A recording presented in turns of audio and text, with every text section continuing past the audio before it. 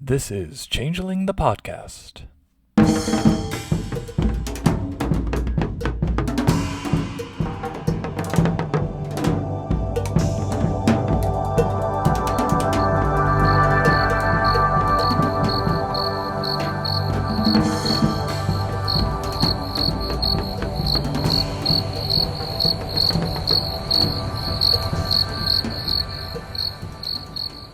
Welcome to Changeling the podcast. Come for the glamour, stay for the vibes. I'm your host Josh, and with us is your other host Puka. Say hi, Puka. Greets, mortals.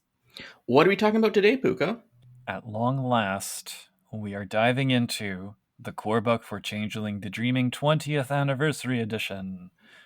Yay! Yay! Sounds. Yeah, this episode is going to be probably for a lot of people old news because we're kind of coming from a place this evening of assuming listeners are new to the game. So we're going to be covering the basics more or less as we read through.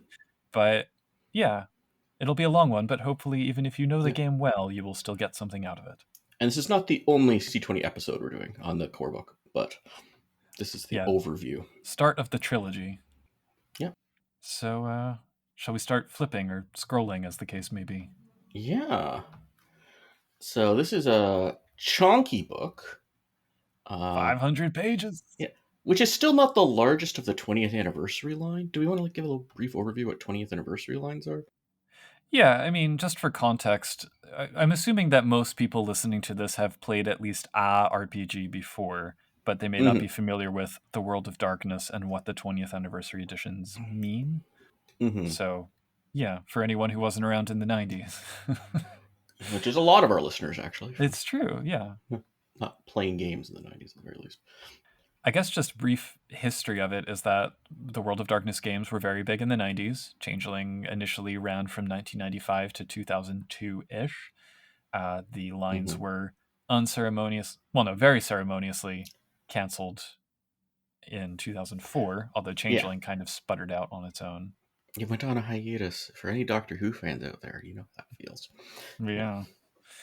But then in 2011, they had the Vampire 20th Anniversary Edition Kickstarter, which turned out to be very successful, and that kicked off Onyx Path Publishing and 20th Anniversary Editions for all of the main 5 games of the World of Darkness. So technically, this was the 20th anniversary of the second edition when this came out in 2017. But the Kickstarter was in between. But the Kickstarter was in 2016, January 2016. Well, it was. That's what I thought. So they missed it by like a month at least. Well, it's, they had other stuff to get to. They switched it with Dark Ages, so. Yeah, you don't want to do those in December anyway, so. Yeah. Is it worth pointing out that this book had 17 authors, by the way? Yeah, it is.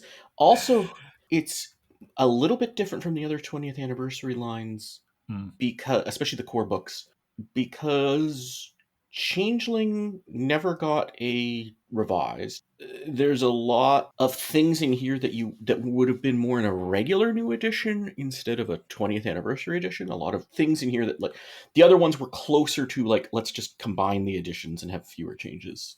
Yeah. This had a lot. Yeah, this is as much a revision to the game as a collection of everything that went before. Yeah, I think it's at least as big a difference from second edition that second edition was from first edition. So. For sure, yeah.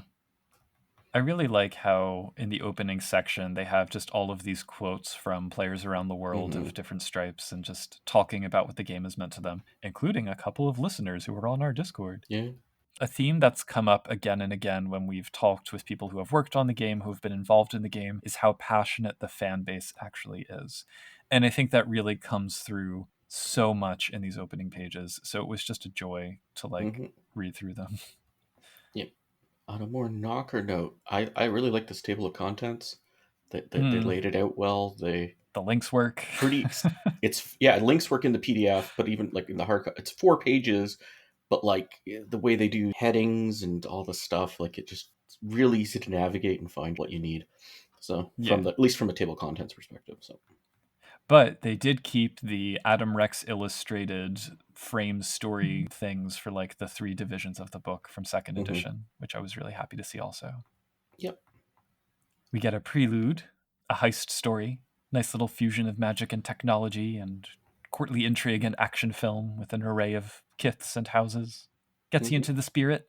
Yep. So The meat of the book begins on page 25 with the introduction. Mm-hmm. We'll go through this and kind of, as terms arise, we'll explain what they mean. So if you are completely new to Changeling 20, we hope that this gives you kind of an overview of the game to help guide you through this 500-page tome, maybe get you started on your first game.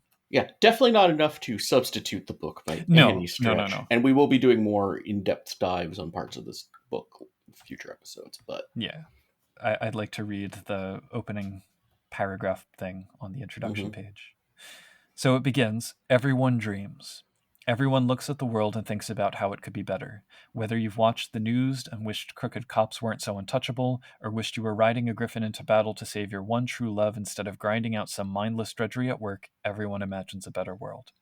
Changing the world starts with dreams, with imagining something better, something more.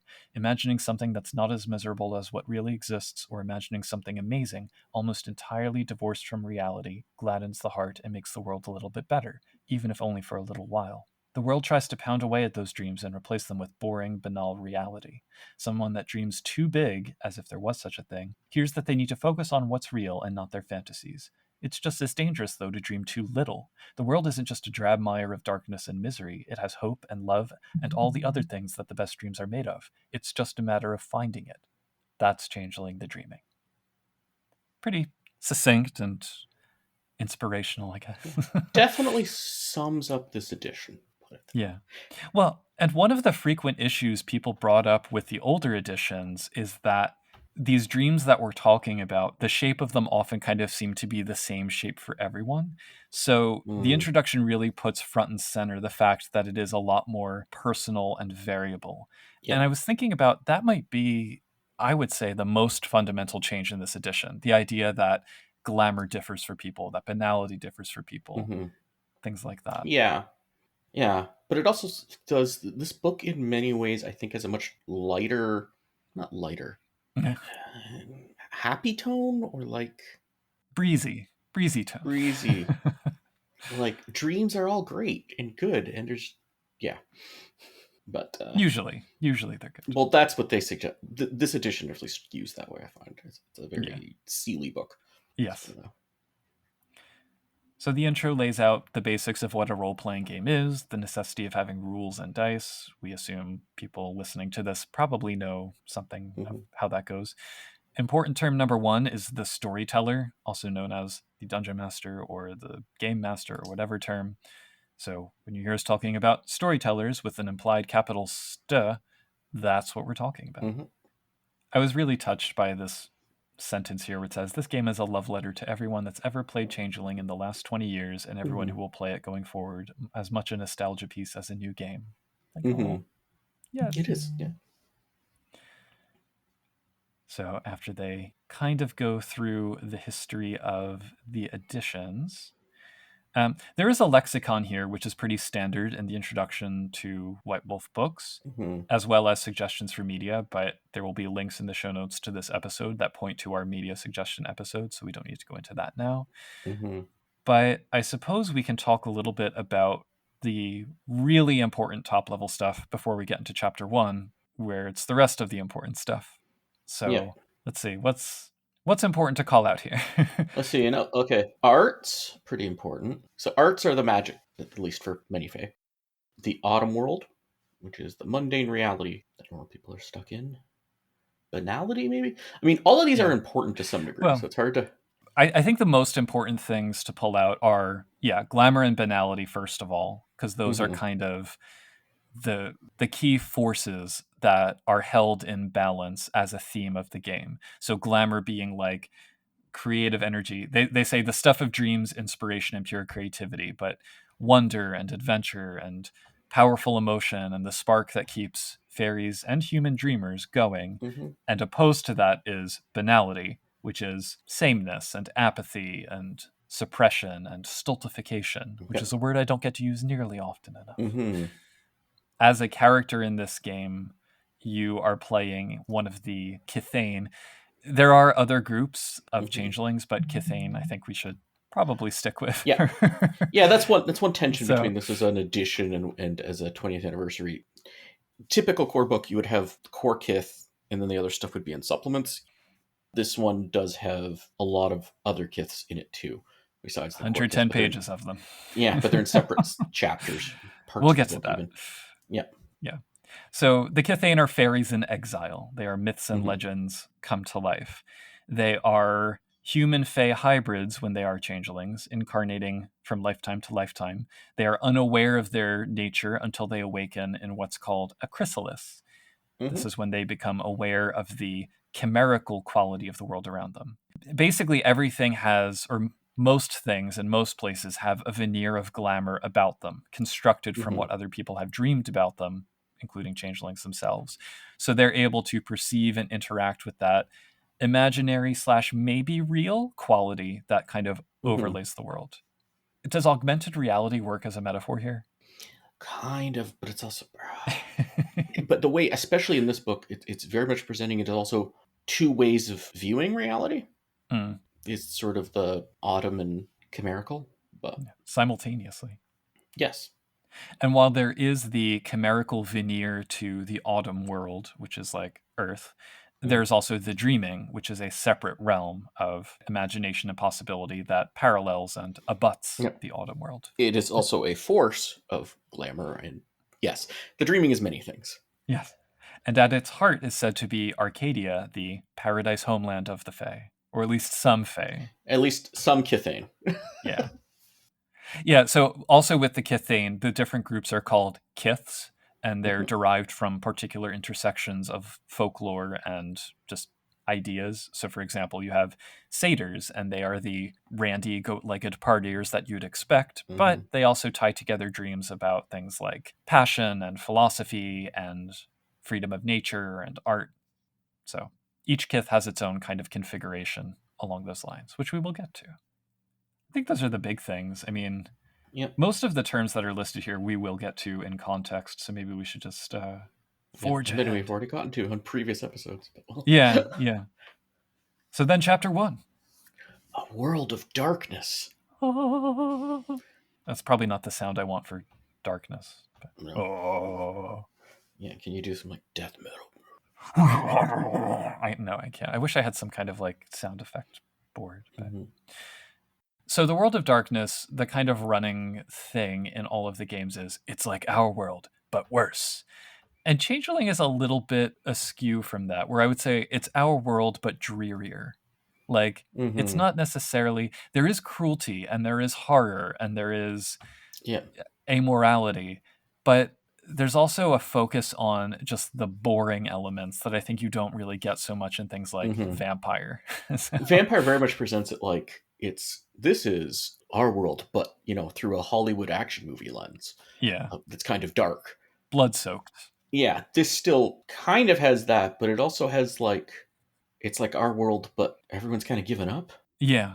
There's always that question because I mean our world's kind of dark and blood soaked, and a Yeah. lot of people have given up. So like, what does it mean to be more? But It's interesting to think about how the Kickstarter for this book was at the start of 2016, and then it came out in the middle of 2017. So, yeah. how things changed from point A to point B. Mm-hmm.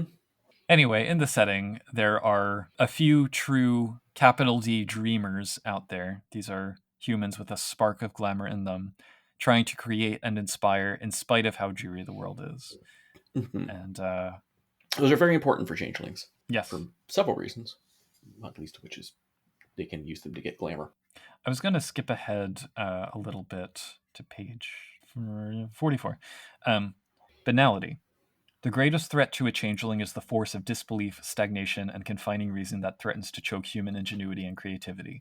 The Mm-hmm. rationalization that humanity has clung to in an effort to chase away its fears also wears away at the spark of imagination and creation that connects the mortal world with the dreaming. This grinding, oppressive force is known as banality, and it is the leading cause of destruction for all denizens of the dreaming. Banality seeks to explain away the fantastic and categorize, empiricize, contain, and render mundane anything outside of the scope of accepted mortal understanding. Older Cthulhu called this force the endless night or the long winter, as the encroachment of banal thought on society renders the world colder to changelings with every passing year. So Yeah. that's on the one side. And also, it's not just the way this is written makes it seem like it's anti-science or something like that. No, it's like it's just as much against, like, you should not be researching fundamental physics as you should not be being an artist, because neither's practical. Yeah, that practicality piece. It's like anything that is Yeah. pure discovery is like, no, useless. Meanwhile, glamour is the shining opposite of banality, the spark of hope that burns bright against the oncoming endless night. Glamour is the very stuff of creative life and hope, shining wherever artists work at their passion and immortals bat away at the doldrums to dream. Glamour is the basic building block of all fey reality. It powers the dreaming, makes up every particle of chimerical creatures and creations, and powers all fairy magic. So, glamour is both an energy source, but then also like an ethos for the changelings. Mm-hmm. They live in this banal world and they do what they can to inspire glamour and inspire creation wherever they can. And very importantly, you can't really have 100% one or the other. It's kind of like a spectrum. I mean, I guess you could have situations where you have a lot of glamour and banality, or very little of both, but it's never all glamour or all banality. That way lies stasis and madness, respectively. Yeah, beyond madness. It's not even... And beyond stasis. You can't have a mind anymore, and yeah. So the chimerical creatures and other patterns are called chimera. They regularly come into being and fade away as fae and dreamers dream and daydream. Yeah. Changelings can see and engage with them. They populate the dreaming, but they also float along in the real world. So like your imaginary friends or imaginary pet companions or whatever. Maybe they're not so imaginary as you might think.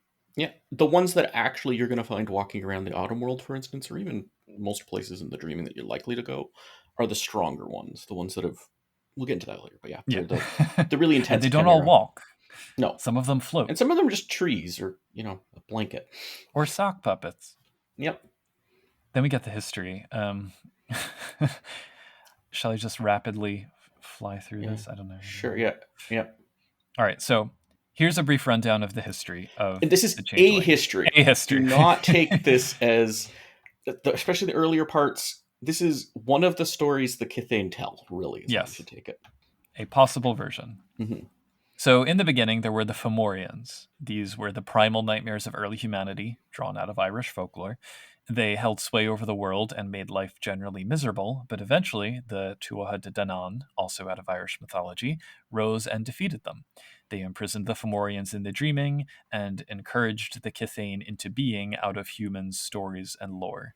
Previous material for the game has kind of given creation myths where the early versions of the Kithane were kind of semi-sentient until the Tuatha came and woke them to themselves. The Kithane became stewards of the relationship between humans and the dreaming as the Tuatha left for parts unknown.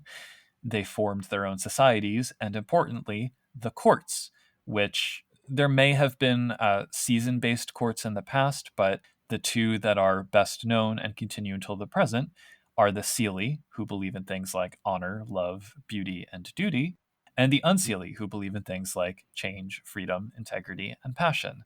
And many a conflict was had between them. And they're tied to times of the year that are also based in sort of a Celtic calendar, with Beltane to Samhain being the Seelie and Samhain to Beltane being the Unseelie time. Yes, and they used to trade off, but no longer. Mm-hmm.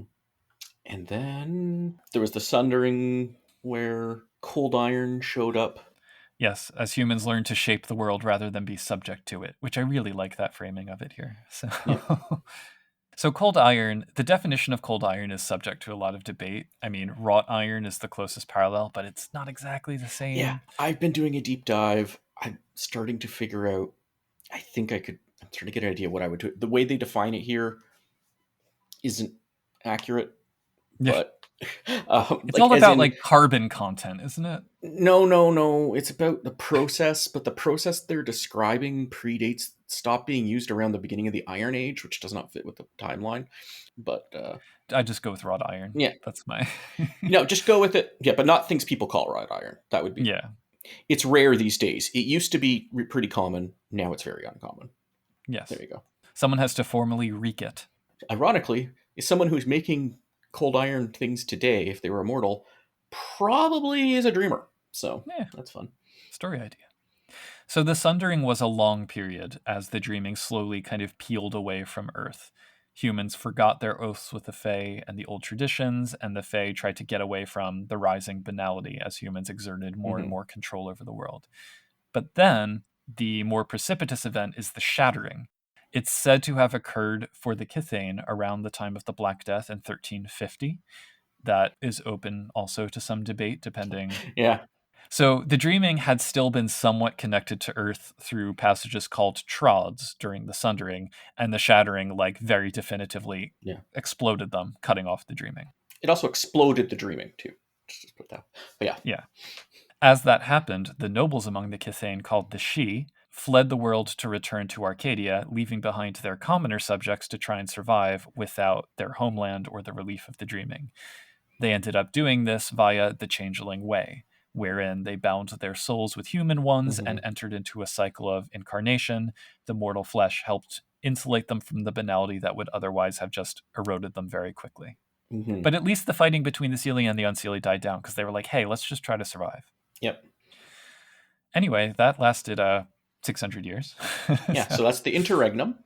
So Yeah. that's from roughly the Black Death-ish. It wasn't one moment, specific moment, but it was around that point. So through that time, there would occasionally be little bursts of glamour that would reopen the gates to the dreaming, either from bright events, which led to things called glimmers, or dark events, which led to things called tararams. But the big Mm-hmm. one in 1969 is the resurgence, which was sparked by the moon landing. And that Yep. swell of glamour that came from, like, hundreds of millions of mortals watching their TVs at once as this unbelievable goal was being attained right in front of them, that burst open all the trods all the way to Arcadia, and the Shi came riding back into the world. Yep. They immediately tried to reclaim their rulership, but feudalism had long since ended, so the commoners weren't so into it. And the Shi killed the commoner leaders in cold blood at what was called the Beltane Massacre, which triggered the Accordance War and other wars around other jurisdictions. A lot of this book, it should be noted, is localized to Concordia, which roughly corresponds to the United States and Canada. There Mm-hmm. are other books that point to the effects of the resurgence in other parts of the world. So if you would like to run your game in Europe or South America or East Asia, there are other resources to kind of consider how it might have looked at the time. But anyway, it was a big civil war in the North American context. Also important to note, when the Shi returned, they simply possessed human bodies and kicked out the souls inside them, which nobody is quite sure where they went. More on that distinction later. So Yep. they weren't reincarnating from the start. There's ideas. Yeah. Anyway, the Civil War finally ended. High King David, who was a child Shi, brokered a truce, founded the nation of Concordia, which was a relatively stable, at least at first, collection of Mm-hmm. Fey realms. David mysteriously disappeared in 1998, and then 9/11 triggered an event called the Evanescence. This was a surge of dark glamour that brought back many of the Thalane and the Darkkin. These are two Mm-hmm. groups of Fae set to serve the Fomorians, traditional enemies of the Kithane. Much clutching of pearls ensued. Mm-hmm. David eventually returned, but kind of was a broken shell of himself, had been through a rough experience, and even though he's back and some stability has returned, glamour continues to fade from the land. Yep. So the upshot of all of that is your character in Changeling likely remembers at least fragments of lifetimes going back to the 14th century, unless they're a she, and all of them may remember Mm. snippets of things from like millennia ago. Yeah. Things So, changed a lot when they became and even some of the Shi also went through yeah. that. And there is still fresh She emerging into the world from Arcadia, even though it's Yeah. been over 50 years, because time is weird. Actually, on page 37, a thing that I had missed until looking at it just now, also commoners returning with them. Not that we get any rules for them. Oh, how about that? So let's talk a bit about the protagonists of the game. Mm-hmm. The section entitled "The Nature of the Phase," where we get the meat of the Changeling experience. But briefly, a human with a changeling soul is maybe more fanciful and imaginative and feels out of step with the world until they reach their chrysalis, which is their moment of self-revelation, punctuated by the dream dance, and that's a Yep. surge of glamour as they fully awaken, often attracting the attention of unsavory chimera and supernatural critters. And this can happen at any age, potentially at no Mm, no age. yeah, some never awaken. times of low, like I'd imagine the interregnum happened a lot less than post resurgence, but maybe it's starting to die off again. Yep. It's interesting to think about how, as much as the game and the characters in it talk about the fading of glamour from the world, it's probably still a lot more than they had in 17 whatever. Or So 1950 even. Or 1950. So the lucky Fae are found by their fellows and go through fosterage, a period of education about their nature before they fully join Cthane society. That is itself marked by the Seining, a ritual where the changeling receives their true name, the capital Tr and a capital N. Nobles also have to go through an additional trial called the Fiori to join a house for added bennies. Mm-hmm. And how they're treated depends on when they're going through their crystals as well. Like, someone who's 6 years old is going to be treated a bit differently than someone who's 60. Or 60, yeah, there you go. Fae society is overall strongly feudal and structured around oaths that are sanctified by the dreaming. Mm-hmm. So this section has repeated references to the web of responsibilities between individuals and groups. I would say it's pretty important to know those. Yeah, I mean, the oath things, like the nobility really depends on where and when we're talking about, because that's a very she-heavy take in a lot of places. But we're not talking about real-world feudalism. I know that's complicated. They call it feudalism because there's no other word for it, and it's also, fun because you got knights and stuff. Yeah, it's a web of liege and vassal relations without serfs and chivalry optional. That's kind of Yeah, and a title system that kind of plays into it, but not exact. Anyway, yeah. And land holdings, and there's a lot of commoners some of whom don't participate in that society. But the whole oath thing's very important for everybody, I think. Functionally, though, I would say you don't really need to know all the ins and outs of it from the start, except in as much as they inform the dots on the sheet. For like, you can have title on your character sheet, and so you kind of need to know a little bit about it for that. Yeah, I think it also depends on what your game's about, what your player. Yeah. If you know, hey, this can get complicated, but you don't have to participate in the complication. That's how I'd like to present it. So we talked about banality and glamour already, but relevant to everyday life for a changeling, glamour isn't only for doing magic. It also helps stave off banality, which changelings need to do, else they go through the forgetting and eventually the undoing, the process of losing who they are. They may go back to being slightly kooky, but still pretty ordinary mortals after that. And friend of the show Charles Siegel has referred to Changeling as an Alzheimer's simulator, I think for this reason. So yeah, it's not quite the same. Like, once you go through your forgetting, if you go through your undoing, you're forming new memories just fine. So yeah, that's true. It's more like that period of your life you don't think about anymore. But all of this happens because of the mists, which is a memory erasing force that on the one hand protects the Fae from mortals, because the mortals don't remember when they see Fae stuff, but since changelings are part human, it's kind of like they're working against themselves.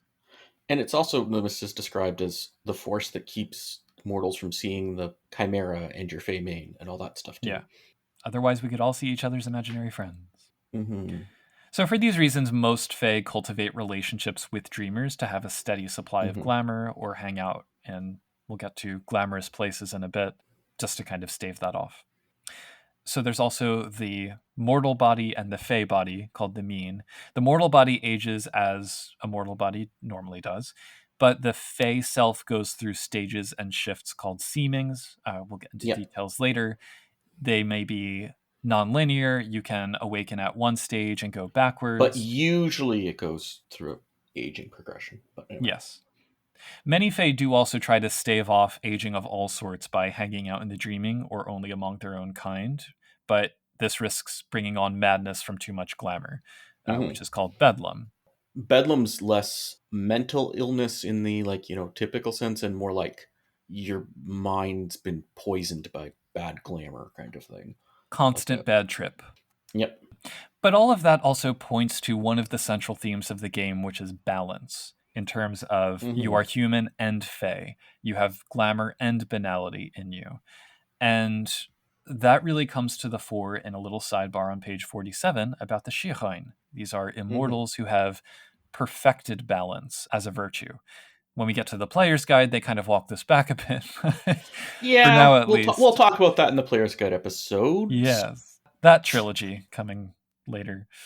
Yep. The important piece is that changelings express both selves at once, their physical, mortal seeming to everyone, and their underlying true Fey self only to those able to see it. And in places of glamour, the Fey self can come to the forefront. Yeah. If, listener, you've engaged in LARPing, that really helps you understand it. It's not like they're seeing two things or everything's superimposed and blurry or something. It's like if you were LARPing, you're both aware of the physical, yeah, that person's wearing whatever real clothing they're wearing, whatever aspects, and you got to pay attention to if some non-players walk into your environment or something. But also you're aware of people as they're supposed to be presented in character. So, and things Or like that. make-believe. Yeah, you're right. Childhood make-believe. Yeah. I think we can skip the types because we're going to get to those in chapter 2, the different groups of Fae. This book does repeat itself a few times. It does. I mean, really, chapter 1 is like the important chapter. It has everything you need to know, and then the subsequent chapters dig more deeply into each of this. Yeah, it's both the important chapter, and maybe you could skip it if you are reading it. It's either read this one or don't, or read all of the others. That's the. Yep. Anyway, places of glamour. We have glades, which are natural well springs of glamour. Freeholds, gathering places for the Fae that have a mundane aspect, like a cafe or a playground, and a balefire that produces glamour for all who stay there. And specifically are made. The freeholds do. Yes. And then there's trods, magical paths that traverse the dreaming and connect earthly or chimerical places. The network is in great disrepair, but one important aspect of it is the Silver Path. This was laid down by the Tuatha to protect Githane and safely connect freeholds in the long, long ago. But it's not the only trods. It's just... Not by any means. Yeah. And then we get to the dreaming. Yeah. With 3 layers that get progressively weirder as you go. Massive layers, the smallest of which is the near dreaming, which is the size of the entire Earth. More or less. And I think it's roughly the size. Roughly, basically corresponds physically. Like, there's the near dreaming of Seattle and the near dreaming of Copenhagen and the near dreaming of Beirut. And then anyway. Which is a separate space from the chimerical aspect of those cities. Yes. So when you enter the dreaming, you are wholly leaving Earth and entering a different plane. Yeah, that just mirrors. And you can sometimes encounter dreaming people. Anyway. Beyond the near dreaming, you have the far dreaming, which is a collection of realms that are mostly like legendary and epic stuff. Here be dragons, they say. And this is not physically mapping onto the real world. It's all over the place and very complicated. If you understand topology and mathematics, it's going to be complicated. If you don't... Ooh, is this like an n something manifold or... Yeah, I don't think it's Euclidean even. Anyway, but yes. And then the deep dreaming, which I think is even bigger than the far dreaming. Anti-Euclidean. Things that are too grandiose and weird to be legendary stories. Yes. That's how I think of it. It's all pure manifestation and imagination and conceptualization. And in all of the above cases, like, the landscape shifts regularly, so there's no way you can map it out. There are chimera aplenty, many inanimate, some animate, some created on purpose, some not. That's one of the most important things about trods, because at least if you're on the trod, you're on the trod. You can keep following the trod. And if you're on the Silver Path, you are probably safe. Yeah. But even on another trod, stick to it. You'll get very lost otherwise without certain other things. The book also talks about some of the rarer creatures one might find in the dreaming, but I think it's also worth saying that for all the power of Fey dreams and capital D dreamer dreams and the potential that those groups have to flex that power, those ordinary human dreams that bubble up into that space when people are just kind of sleeping, that's also a valuable part of the story. And I mean, there's a whole branch of the magic that's associated with it, so don't neglect that. Yeah, there's the literal dreams people are having, there are the daydreams, there's the legends, there's the collective stories, there's the strange unconscious ties, there's... Then we get some notes on Fey society. The primary distinction, again, is between Seelie and Unseelie. Again, this is Githane society. Yes, And Seelie and Unseelie are both personal inclinations, but also kind of political camps. Their differences of opinion led to radically different responses when the Sundering began, but then the Shattering forced them into what's called the Compact, this ongoing truce where they stopped fighting about how they should handle glamour and trading off rulership, and were just like, no, let's just try to survive. Yep.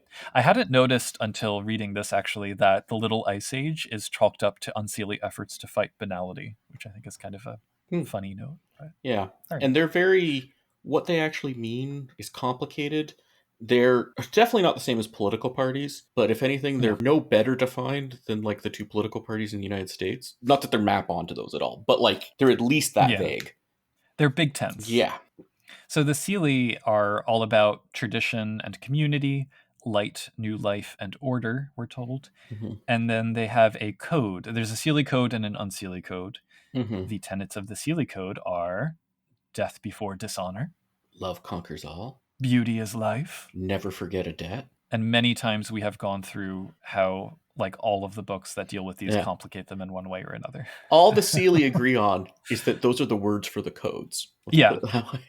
Yep. And then with probably less agreement, we have the unseelie code. Yes. Because they're all about individuality and liberation. Yeah. Night, culmination, and chaos, they say. Yeah. And their tenets are change is good. Glamour is free. Honor is a lie. Passion before duty. Also, half the interpretations you see of this, you're like, that's the opposite of what it says. So any given interpretation also goes in like 6 different directions. So. Yep. A subset of the Unseelie is the Shadow Court, which is more of an ideological group than a formal political organization. They are, if I'm going to be charitable, presented as like discordant, ritualistic rabble-rousers who want to bring down Cathane's society. We're going to talk more about this in our changes to this edition episode. But... And even more in the player's guide, because it's got a big... Yeah. Like, within the Shadow Court is the Black Court, and within the... They love the layers within layers within layers thing, so... Ultimately, neither one is a hard and fast or ironclad distinction. All changelings have a Seelie side and an unseelie side, which is defined by what's called legacies, different sort of personality types, and they can switch between them. There can be Seelie who read as evil and unseelie who read as saintly. Yep. And there's plenty of mixing within different jurisdictions or different groups of Cathane. So most Cathane, I would say, predominantly unseelie Cathane will occasionally have Seelie days, and predominantly Seelie Cathane may have unseelie days, especially at certain times of the year, but also based on what's happening with them. Yeah. We all have moments. Mm-hmm. The different jurisdictions include households, which is everyone who lives in a freehold that's incorporated into that feudal system. Motleys, which are groups of commoners, or the term for a group of characters in a game, which can include nobles. Yep. And the chapter also has a thorough breakdown of like the kingdoms and the baronies and everything around the world with information about their distinct cultures and leaders.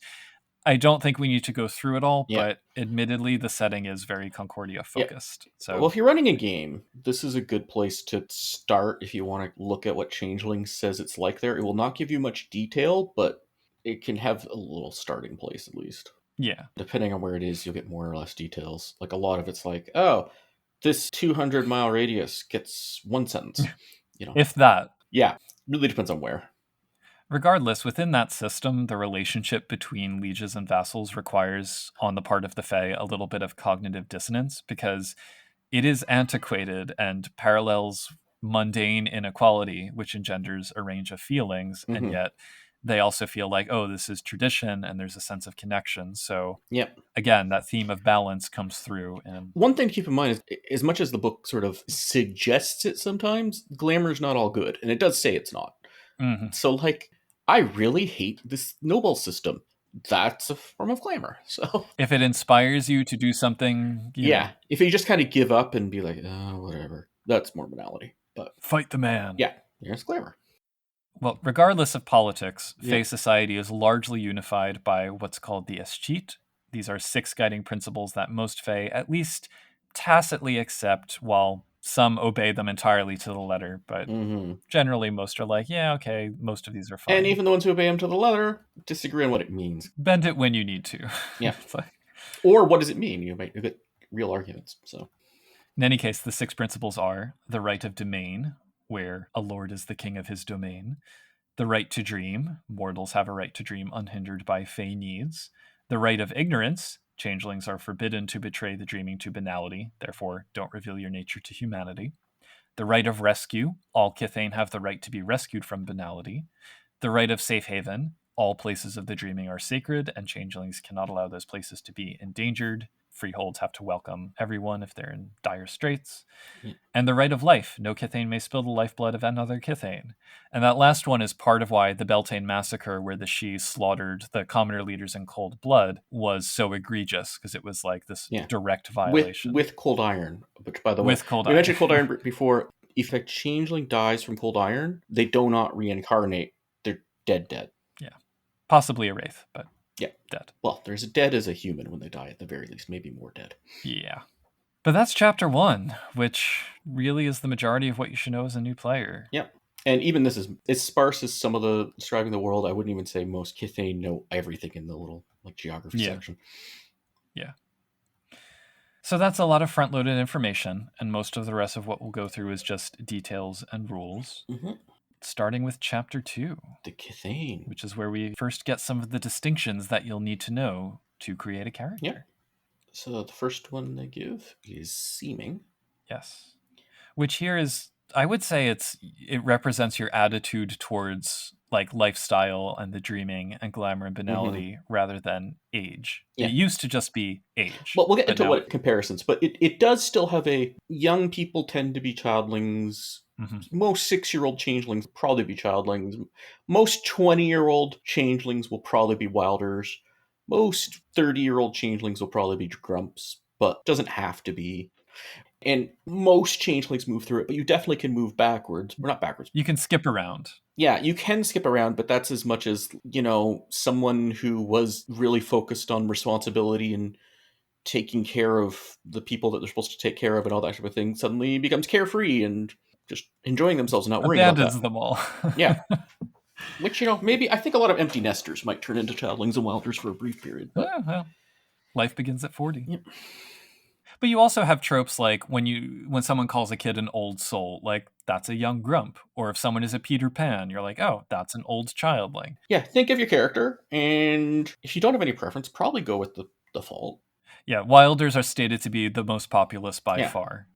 In terms of their outlook, childlings are like the filled with wide-eyed wonder kinds, wilders are the thirsting for adventure kind, and grumps are like the wise and experienced leaders and guides. Mm-hmm. So there is a lot of information here too, though, in terms of like how those roles resonate with Seelie and Unseelie and role and face society, how they spend their time, all of that. They have slightly different stats based on this. So yes. Childlings get an extra, we'll get into what these stats mean, but they get an extra dot of glamour. Wilders get either an extra dot of glamour, willpower, their choice. Grumps get an extra dot of willpower. Yeah. And there's also triggers. So there's a lot of different types of banality triggers. Each of them get a thing that triggers your seeming that no other changeling would be triggered by, but also a thing that all the other changeling would be triggered by that you're not. So yeah. Childlings, if they deny a novel idea, and then if they fail to overcome banality, they do not trigger them. This is very ill-defined, but okay. Wilders, a bit more defined. They deny an opportunity for adventure. That's a banality risk. And they do not get banality risk by chimerically killing changelings and chimera, which we'll get into what admittedly can be useful. Yeah, we'll get into what that means. Grumps, they trigger banality for failing to provide what their charges require, and being around high banality people or places does not give them banality, which is also very useful depending on your game. Yeah. So after all of that, we have the 13 core kiths. Mm-hmm. So I have like a one-liner for each of these. Do you want to just shout some names and I'll go for it? Or wait, of the specific kiths? I have like a sentence with some words for each one. Sure. Boggins. They are homebody crafters and gossips who embody charity, service, and sometimes vengeance. Basically hobbits, but more so. Hobbits plus. Or I think the shoemakers elves, but yes. No. Clericon. They are of Irish origin. Leprechauns are sort of the misinterpreted version of them. They are bards, brawlers, and hoarders who can and often do stir up crowds. Ishu. Mysterious travelers and storytellers, often exoticized in sometimes uncomfortable ways. The dream of the capital O other. Mm-hmm. But also traveling and adventure, too. Knockers. Brash builders and tinkerers. Kind of grotesque, but determined. Very fashionable, and can never make anything perfect, even though they would really like to. Mm-hmm. Piskies. Nomads who blend into crowds and really like being part of groups. They're somewhat kleptomaniac, and they shift identities regularly, figuratively and literally, because they have illusionary stuff going on. Puka. The best kith. Moving on. Okay. These are the staid, hate animals. Is that what you're going to say? There you go. Yeah, They're always completely honest. I think it's fair to say they have a loose relationship with truth. Mm-hmm. Yes, but they are shape-changing tricksters. Yep. Animal associated. Yes. Redcaps. Vicious terrors who can eat anything and love intimidating or squicking out others for the fun of it. Mm-hmm. Satyrs. Devoted to passion of all sorts, athletic and goat-legged, philosophical, yeah. Selkies. Skin changers who can put on their coats to turn into seals. They always dwell near the water. They're very romantic and wistful and dexterous, I guess. They're seals. Mm-hmm. She. Autumn. She Arcadian. Sorry, she Arcadian. Yes, there's the two types of she. The Arcadians are the graceful and sort of alienly beautiful nobles born from dreams of rulership and nobility. And then the Autumn she are the ones who, when the shattering happened, actually stayed behind. I think the number of ones that did that has increased with every edition. Mm-hmm. So yep. Now they are formally on the wheel of reincarnation. Yeah, I consider a lot of this mechanical over social, the division between, I mean, it's also social, but yeah, I don't think we'd be oh yeah, those are totally different kiths. Those are as different as Boggin and Redcap. No, they're the same kith in a sense. The only major difference is that the Arcadians are more sensitive to banality, and the Autumn ones tend to fascinate mortals without meaning to. Yeah, and they get a few slightly different things, like their realm affinity and stuff. But yeah, they're pretty similar. Slua. The creepy crawlies, perceptive but unnerving. Mm-hmm. They can only talk in a whisper, and they're adept at dislocating their own limbs. Mm-hmm. Trolls. Strong and noble warriors, bound to their oaths and embodying honor. So each of the write-ups gives more detail about all the variation within a kith. I would say it's important to remember that a character doesn't have to be exactly as spelled out here. And even on top of all of that, there's also a rule set for creating your own. Mm-hmm. I do urge people, though, to try and exhaust the possibilities of the existing ones, because there are lots of interesting directions to take any of them. Yeah. New storytellers, unless you say we're specifically, I don't know, running a Nunahi game or something, stick to these core kiths for your first chronicle. Yeah. It'll make things a lot easier until you get a lot more familiar with the game. And even after that, you could play so many chronicles with just these core kiths. Yeah. The mechanics and the setting hold together best with these. Mm-hmm. You get the most detail, too. Mm-hmm. And on top of that, we have noble houses. Yeah. So these are mostly the she, but you can be adopted into a noble house if you're not a she, too. And you get all the if you swear the oaths. Yes. The other advantage is that you get a boon and a flaw, like power and drawback, on top of the standard ones. This is another of those complication to the whole nobility system.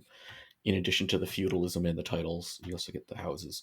Yes, they have a distinctive identity atop the kith. Yeah. So, once again, I have one-liners. Sure. Aeson. These are Scandinavian traditionalists attuned to nature, and they are recently returned, coming to terms with the modern world. Oh, should I pronounce them the way they're written here, or the way I've been saying them? Oh my God. No, please don't. Okay. Allele. Machiavellian manipulators and competitors, seen as leaders of the unseelie. Maybe I should say also, each house is politically seelie or unseelie, even though there's a mix of the two types within each one. Aeson are unseelie affiliated. Allele are even more unseelie. Yeah. Aeson are mid-range. Yeah. Allele are very unseelie. I have a pH scale spectrum with all of them listed out. Baller. Baller. These are the most unseelie, I would say. Mm-hmm. They are born from monstrous dreams of abusing power, and they have Fomorian blood. Yep, they're part Fomorian. Beaumont? Beaumont. Or Beaumont. There we go. By contrast, these are probably the most seelie, although the Gwydion would raise an eyebrow at that. They are prophets and paladins who avoid politics so that they can go around hunting Thalain, who they are enemies of. Yeah, I'd say they're the most seelie, except for if you look at the seelie and unseelie courts a certain way, they're very unseelie. It's very good. Danon? Explorers of the dreaming, with only a few of them recently arriving in the autumn world. Mm-hmm. They are mainly in the dreaming. These are one of these pretty Seelie, unseelie houses. The on the border, but technically listed as unseelie. Yeah. So. Another kind of on the border, Darien. Yes, warriors and herbalists who live by the values of honor, hospitality, and vengeance. Mm-hmm. A very Seelie kith, Dougal. Expert smiths, honest and determined. Each one of them is marked by some kind of deformity, which manifests when they join the house. So. Yep. Another classic Seelie, but on the border, Elenid. Are they really? These are secret keepers who have a historic relationship with the Alil. They collect lore and magic and dirt on others. Yep. Fiona.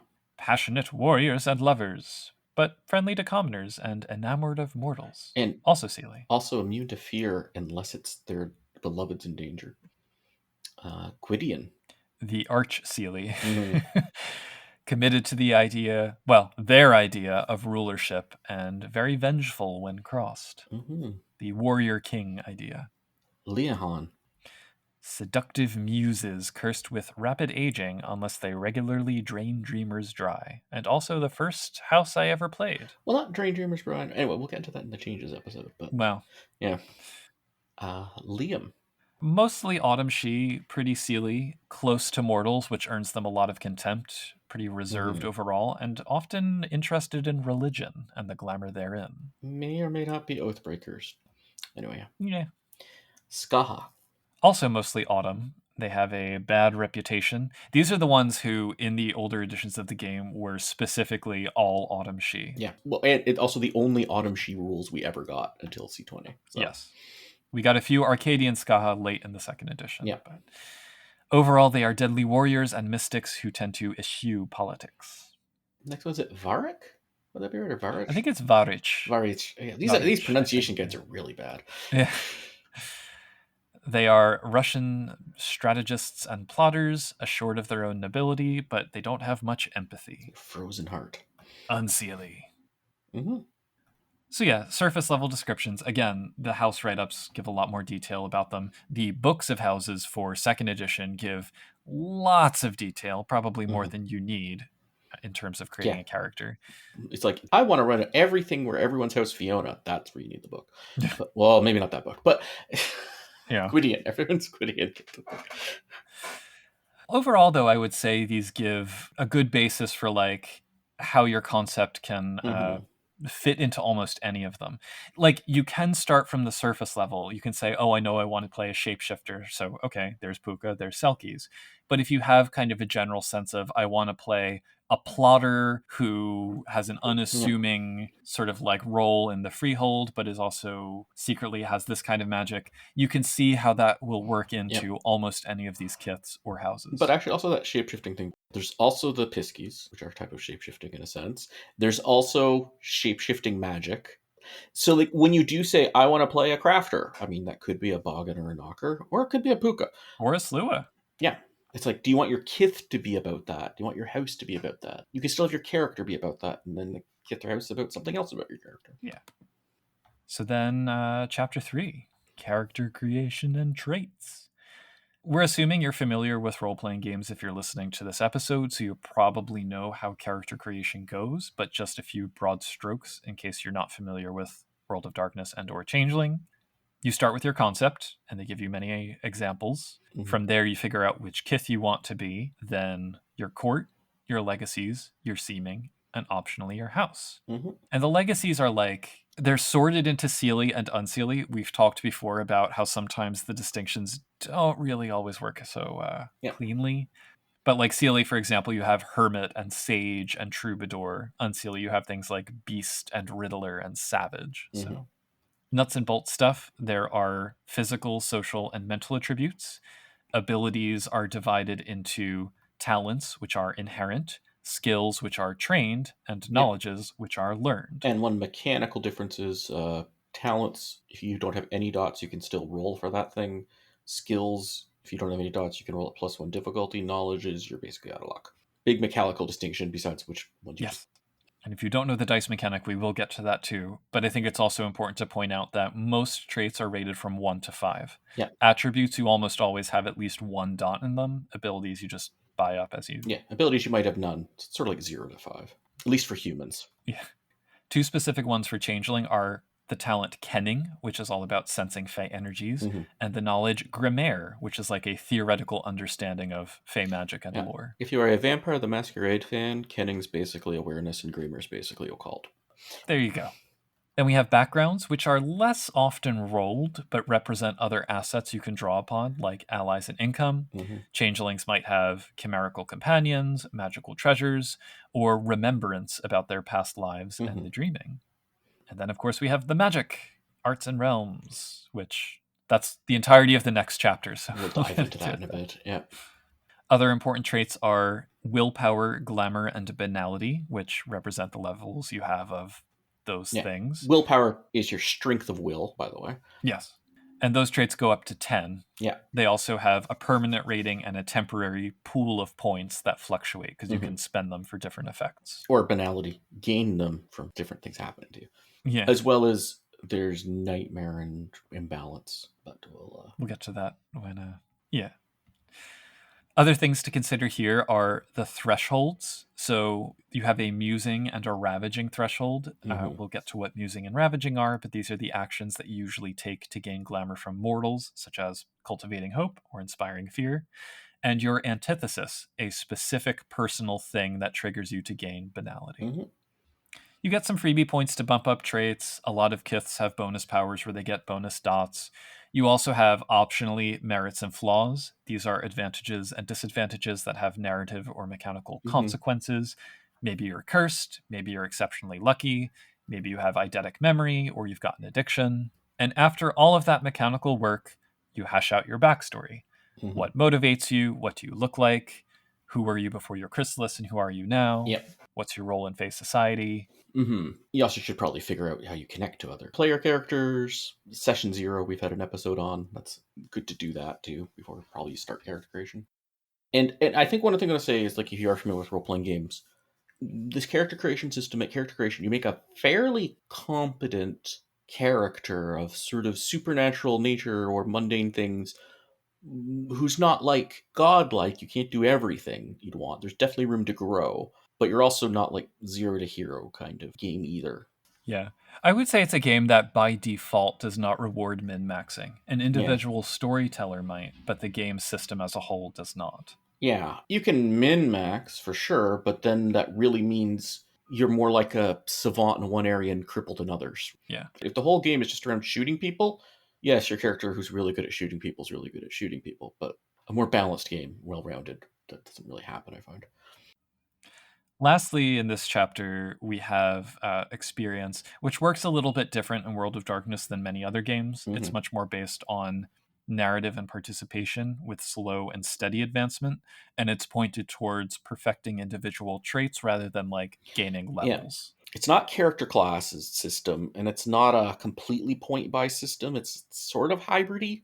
Like at character creation, you pick your kith, but that doesn't really determine your skills or your abilities. Fill it out with freebies, and then you have a different system for experience points in play to slowly build up, I'd say.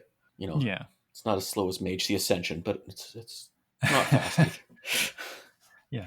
There's a lot of wiggle room, too. I mean, certainly if you play a knocker, it's almost like compulsory that you take crafts. And also a lot of the kits have powers where it's certain abilities are like you can never fail the roll.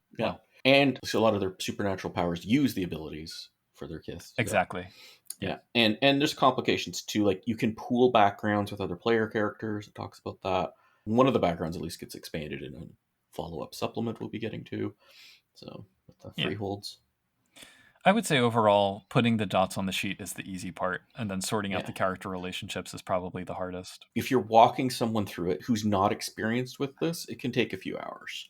And they'll probably get bored right around the point where you get to where you get to bonus points, and then you got to come back to it another day. That's a good break point, I feel. That's acceptable. Okay, so it takes us to chapter 4. Magic. So again, I don't think we need to go through every single power and permutation in here, but we should probably list every art and realm broadly. I've got lists. This magic system, this is not all Fey, this is a Kithane magic. And even then there's other things Kithane can do that would count as magic, such as those Kith birthrights or crafting, or Oaths. sorts of other things. Yeah. Oaths. Yeah. So it starts with arts and realms, and arts are what you can do, and realms are what you can do it with or modify in some Or ways. at. Or at, yeah. And each art is broken down into 5 cantrips. Cantrips, but then also unleashings as an alternative. Yes. When you're using cantrips, there's some stuff where you get a die pool where you're rolling your art plus your realm. You get difficulty, which I guess we'll get into. We haven't even gotten to like how Yeah, the no, dice it's system weird that works. the rules. Yeah, some other things, but that first. But should we skip to chapter 5 and then come back? Yeah, let's do that. Oh, okay. Well, I mean, all right. So chapter 5, because it's so short and it's very basic. Mm-hmm. The basic dice mechanic is most rolls are X plus Y, attribute plus ability. You are rolling a 10-sided die. You're rolling on 10-sided dice. You usually have a target number of 6, which is called the difficulty, that can be adjusted up or down. And then depending on how many dice hit or exceed that target number, which are called successes, you may get stronger or weaker effects. Rolling a 1 cancels out a success, and if you roll at least 1 1 and no successes, that's called a botch, which tends to be bad. Yep. That's the basic rule. Yeah. Sometimes you count the 10s; those count as 2 successes. Sometimes. Yes. There's other complications and stuff, but that's, yeah. I think, but everything turns into rolling dice. Usually, die pools going from 1 to 10. Yeah, with rare exceptions. A few things could put it above it. There's also the primary narrative rule, which is the golden rule. If you don't like something in the setting or it hinders a story you want to tell at your table, change it. Yeah. I would also add the caveat that if this happens, that doesn't mean the rule is necessarily bad. Yeah. Or that it won't work for all stories. And I would also say this is a collaborative thing between the whole group of players, like table, as it will, whether it's real table or not.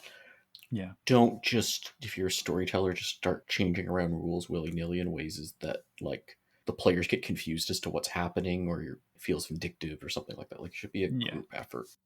You kind of need to do a frank reassessment each time you run a game and think about what are the roadblocks and the mechanics to where I want to go with this story. And eventually you might find things that you do want to change across the board, but other times it's like, oh no, just for this game, that won't work. Yeah. And you will also come across things where you're not sure where it says what to do, or it doesn't say what to do, or what it says to do contradicts itself, or things like that. The writing was also collaborative. Yeah. But I mean, it also, you might end up deciding, you might be covering it. And it's like, okay, you really have this complex system of dealing with City Hall trying to condemn your freehold, and it's getting really complicated social things and stuff that, like, they didn't think of. They wouldn't have thought of. You can't cover every eventuality in this book, or else it'd be way more than 500 pages. So I kind of feel like you shouldn't try, though, either. I mean, yeah. You have to leave some room for improvisation and each table to kind of make the game their own. Yep. So do that. Live your own lives. Yeah. Glamour. They do cover a lot of things. So. No, absolutely. Yeah. They cover more than I thought I'd ever need. So to cover more than anybody's probably individually used. Yeah. So chapter. So going back to that. Back to magic. So Arts plus realm. Yeah, Arts plus realm. Your base difficulty is 8. There's a bunch of modifiers, like is the target extra banal. Are you using modifier realms? Do you use nightmare dice? Yeah. Well, nightmare dice gives you extra dice. Doesn't change the difficulty. No, if you use nightmare dice, it bumps the difficulty down 1. Oh, I missed that. Yeah. Interesting. Okay. And then there's bunks. That's a big thing that comes up a lot. How would you describe a bunk? I think of it as a cantrip is you pushing your glamour into a particular shape and forcing it into the autumn world, because what you're doing is overcoming the disbelief in order to make your magic real. And the bunk is like you make the world a little bit weirder to let the magic in. It's some kind of action that facilitates it. So you like clap your hands or play a harmonica or throw a water balloon, and maybe that'll allow you to unlock a door or cause someone to fall into melancholy or knock everybody over in the room. Yeah, they have a good description here, actually. Performing a bunk isn't about being silly or obnoxious per se, but disrupting banality's hold on the area just enough to make magic a little easier. Thus, as such, showy, shocking bunks can be more effective. Of course, if the change is going for subtlety or dignity, she needs to tailor her bunk accordingly. She or particular master is making an impression without looking ridiculous. Yeah. And then, we give a bunch of examples of rating going from 1 to 5. And there's things like how showy it is, how ostentatious, how much are you giving up by, how much are you risking? Like there's some level 5 bunks that could easily kill your character if you're not careful. So, Well, that being said, there is inconsistency here that I sometimes find frustrating because skydiving without a parachute is as significant as putting a mustache on a famous painting. Like, the comparative risk involved in each of them. yeah, that's true. If you get caught, I guess. That's, Yeah, but all they're going to do is throw you out of the museum, not pancake you on the ground. if you put a mustache on like the Mona Lisa or like whatever, you're only going to get thrown out of a museum. Do you know what? I was at the Louvre waiting in line to get in the day that there was the cake attack a couple summers ago, and I'm Yeah. so sad I missed it. Mm-hmm. But anyway, yeah. Or some stuff that's just hard to do, like, oh, Haley's comet's passing overhead. You do something appropriate for that. That doesn't happen very often. You need to get the Yeah, timing you can just only right. cast that cantrip once every 76 years. Good luck. Yep. So cantrips are contrasted with unleashing, which is just blow some glamour and narrate what you want to happen within the bounds of a specific art. So Yep. if there's no set power for what you want to do, you can make it up. But it carries risks because if your glamour is unleashed too hard, you can gain nightmare, and that leads to the madness of Well, Bedlam. you will gain nightmare. That's not the big risk. So you always going to gain nightmare. Well, you gain nightmare, but then it also gets out of control. Yes. Yeah. If you succeed, but you get equal to or fewer than your art rating on rolling a big die pool of glamour plus your nightmare, Yeah. it works basically the way you described. And if you get more than your art rating, it explicitly says basically you're, as a storyteller, supposed to be like a genie twisting things or monkey's paw curse or some sort of technically what you said, but it's like explicit permission to kind of do that to you. So careful. But you also invoke the weird for the remainder of the scene, so there's benefit. Yep. Anyway, unleashing is the sort of risky, wild magic version. But can be incredibly powerful and versatile. So yeah. It is a new thing in this edition. Something I like about it is how each kith and each art has like a narrative effect described that gets compounded into it. So yep. like, oh, when you unleash this art, it creates this kind of descriptive setting thing that happens. Yep. So it's very story. It's very like dramatic moment. If you're familiar with Apocalypse World or similar games, it reminds me a lot of those dice systems, specifically when you're doing unleashing. Do we want to do the run through of the arts? Like, yeah, our way. Briefly description. We're not going to go through every level and all that stuff. I got lists. Okay. Autumn. Autumn is all about decay, withering, shadows, doom, death, and ghosts. And also the season of autumn. Chicanery. Chicanery deals with muddling perceptions, creating confusion, and manipulating memories. Chronos. Manipulating time, both perceptions of it, and at higher levels, the direct flow of it. Contract. It's exactly what it sounds like. Agreements and enforcing them. Mm-hmm. Dragon's Ire. This is the battle art, enhancing weapons, creating armor, buffing fighters. Legerdemain. Sleight of hand, moves and manipulates objects, creates duplicates and illusions. Metamorphosis. Transform people and objects, cosmetically or at a deeper level. Naming. This is all about revealing or shifting meaning, deciphering and altering true names. And again, true names are like the core metaphysical essence of you. So the higher levels of naming can truly do some damage. Or of the stapler that you want to affect, or a car, or rock. But it's most significant for, people. Oneromancy. Dream manipulation and control. Including walking into them physically. Primal. Deals with the natural world, communicating with it, summoning elements, or even becoming elemental after a fashion. Classical elements. Pyretics. The fire art, both literally in terms of light, heat, and flame, and metaphorically in terms of purity and resurrection. Skycraft. Controls weather, especially storms, and can manipulate electricity. Soothsay. The art of divination and destiny, good for finding, spying, and blessing or cursing. Sovereign. The noble art, formerly only for nobles, now commoners have access to it as well. It's for creating majestic auras, laying commands, and enforcing behavior. Although, if you're using a somewhat of higher rank than you, it still has issues. It's harder to do. Yeah. Spring. Optimism, wonder, healing, renewal, growth, and then curses for some reason. And the season. And the season. All the seasonal arts are also the season. Summer. Emotional manipulation, creating safe spaces, and super-powered weaponry for other reasons. Yeah. Some of this makes more sense if you listen to our Dark Ages Fae episode, these seasonal arts. Yeah. Wayfare. Movement, jumping great distances, opening portals, crazy speed, and teleportation. I think it might be the most powerful one in direct Possibly. usage. I don't know, naming 5. Yeah, that's hard to do. In an everyday sense, yes, Wayfare is Wayfare probably, 2 is kind of... Yeah. Flight, that's nothing to sneeze at. Or teleportation, yeah. Or opening holes into the dreaming, anyway. Or in anything. Winter. Freezing, both literally, creating ice or stasis, or figuratively, creating fear or cold hearts. And the season. And then we have realms. I'm ready. Actor. This is for humans and the non-fae of the autumn world. Fae. Changelings, chimera, and other constructions of glamour. Including glamour itself. Yes. Nature. Governs the natural world from base elements and plants all the way up to natural phenomena. Prop. Covers inanimate objects of increasing complexity. Scene. A modifier realm that allows area of effect to be added to your spells. Yep. And notably, doesn't split your die pool or anything like that, if you know what that means. It's like, nope. If it would have been taken 4 successes to what to do against one person, and the scene covers 1,000 people, you can now do the same thing to all 1,000 people. 4,000 successes. Yep. It's so broken, and I love it.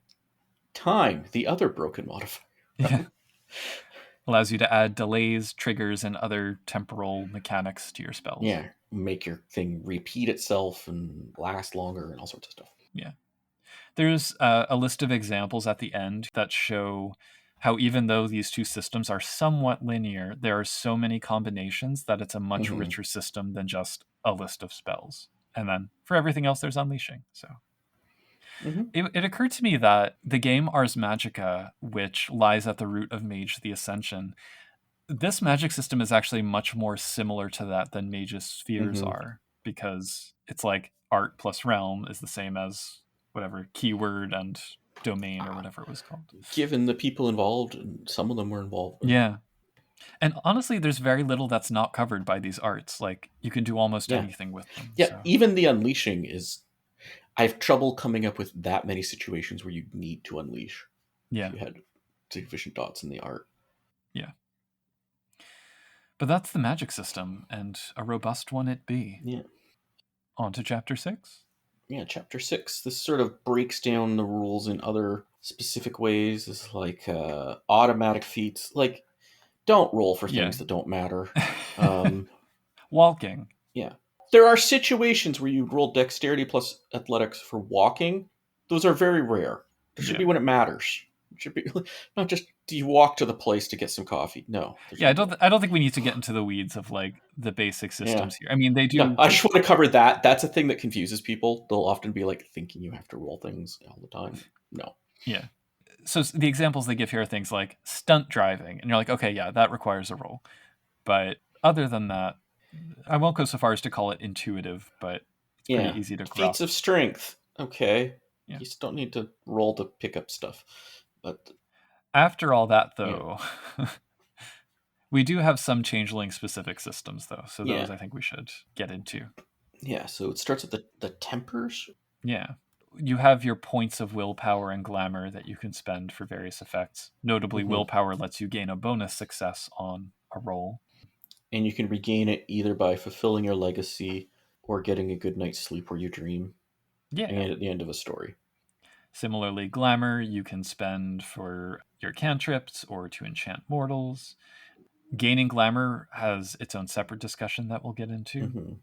Actually, you can get it. Oh, that's a thing I forgot about. Once you fill up with Nightmare, you get a point of imbalance. You get all your glamour filled. Yay. Yeah.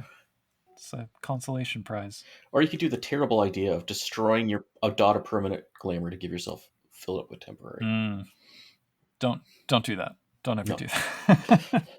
Especially not now that we have Revelry. Like, that's... Yeah. Anyway, okay. These glamour systems. The first one up is invoking the weird. So most changeling powers are chimerical, Like, they occur on a plane of reality that most others don't even interact with. And you might have a chimerical sword. Yeah, or cantrips might only kind of be happening in the chimerical world. If you spend a point of glamour and willpower, it allows you to channel the dreaming directly through yourself and into mundane reality with a whole host of benefits. And successfully make a roll, you get, your stuff Soak becomes lethal solid, damage. so lethal damage. Oh, the weird things no longer cost a point of glamour.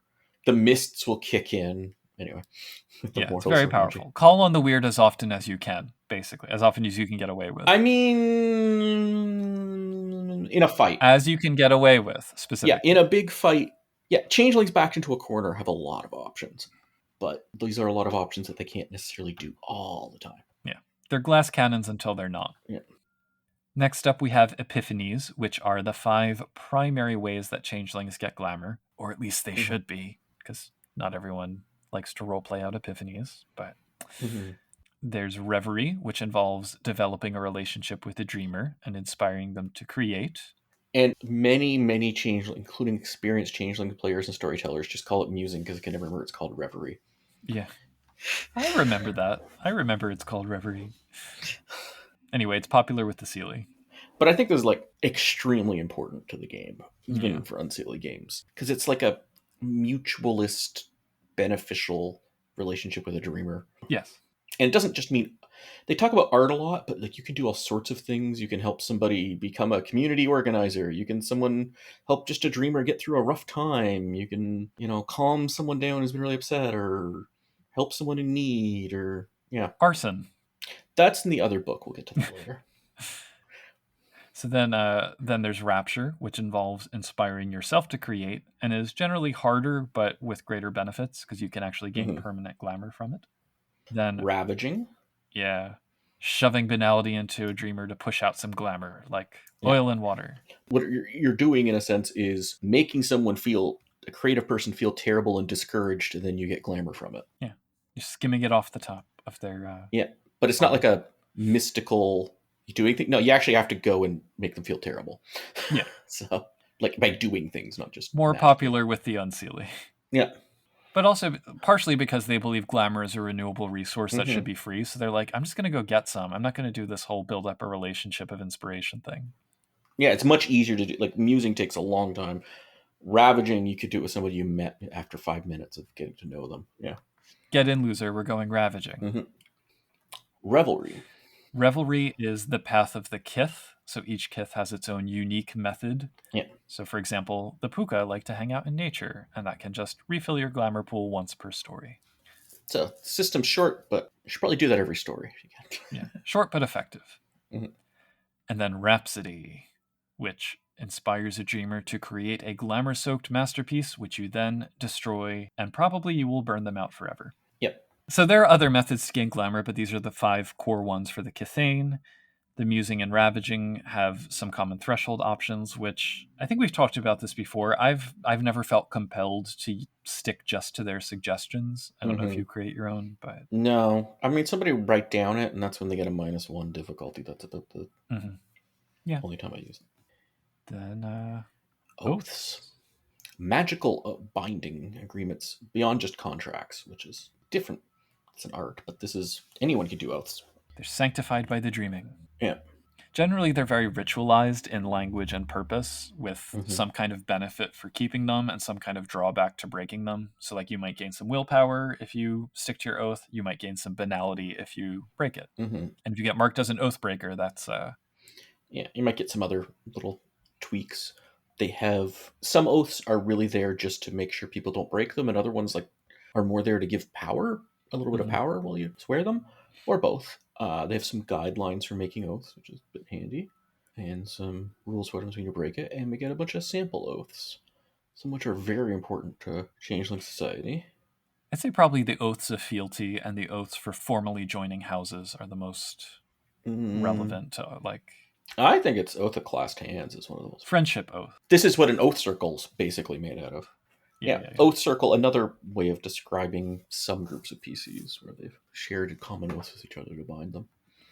But for storytellers, I think these are a good option for like setting up advantages and risks baked into the story of your players as a group, both before the chronicle starts and during. And they're also good justification for supernatural merits and flaws, but that's a separate. And if you happen to be LARPing Changeling, which we don't have rules for here, but it's really fun to just somebody start saying the oath in the middle of it. Let's not open that can of worms. Yeah, but it is fun just breaking out into an oath as a thing. Yeah. Then we get banality.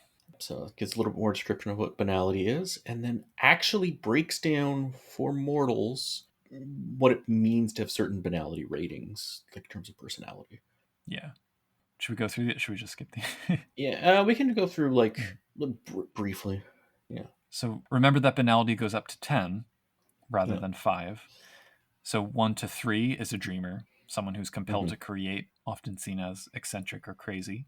Banality 4 or 5, they're still highly creative, idealistic. Banality 6 has dreams but rarely achieves them.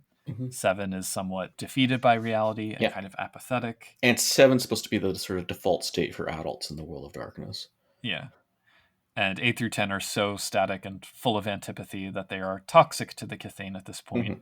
If they are actively and cruelly so, they are what are called autumn people, which we will get to later. But even the passive ones are still dangerous. Yeah, especially if you're not a grump.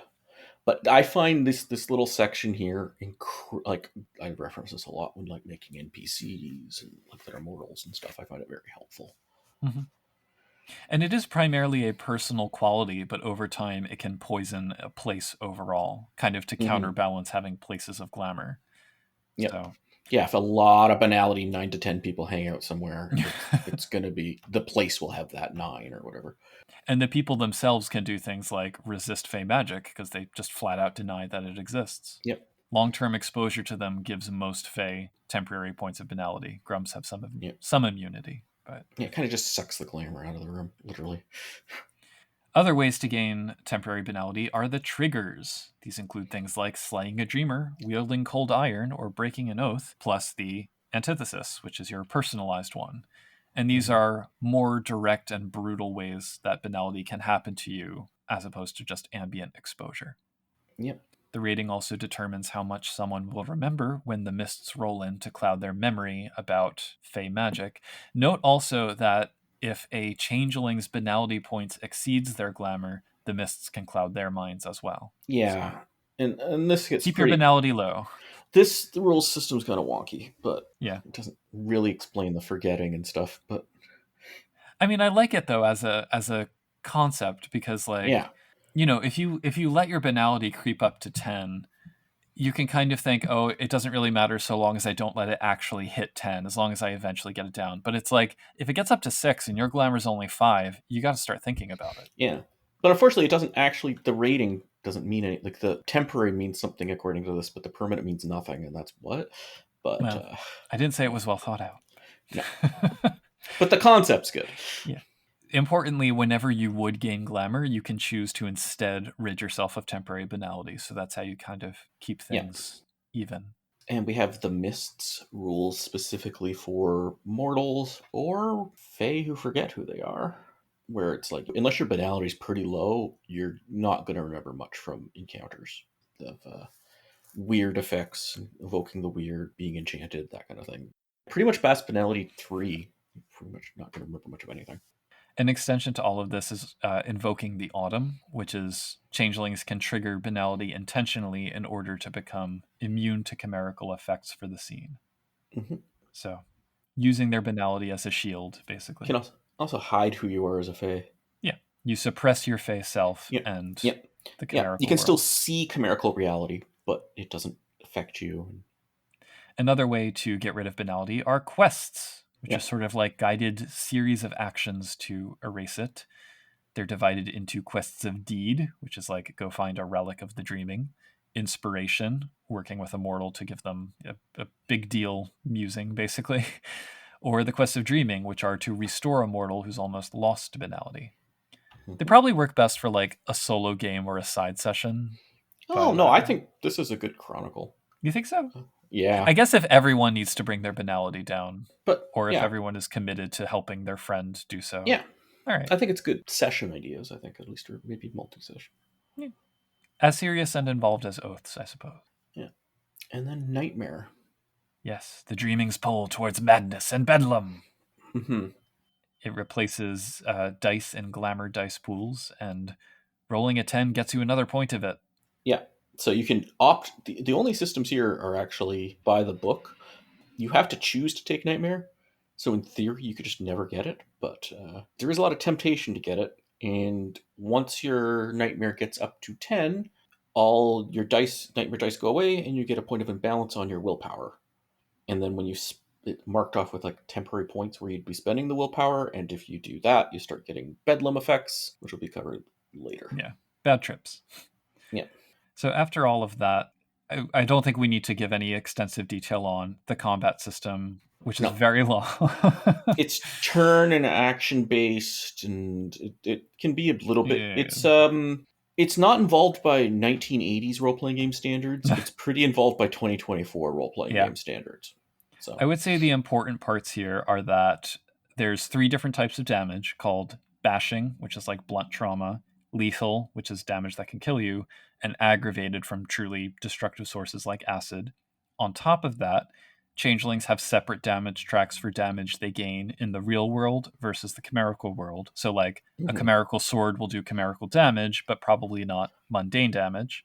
And then cold iron does aggravated damage to both tracks at the same time, as well as drain away glamour. So it's real bad.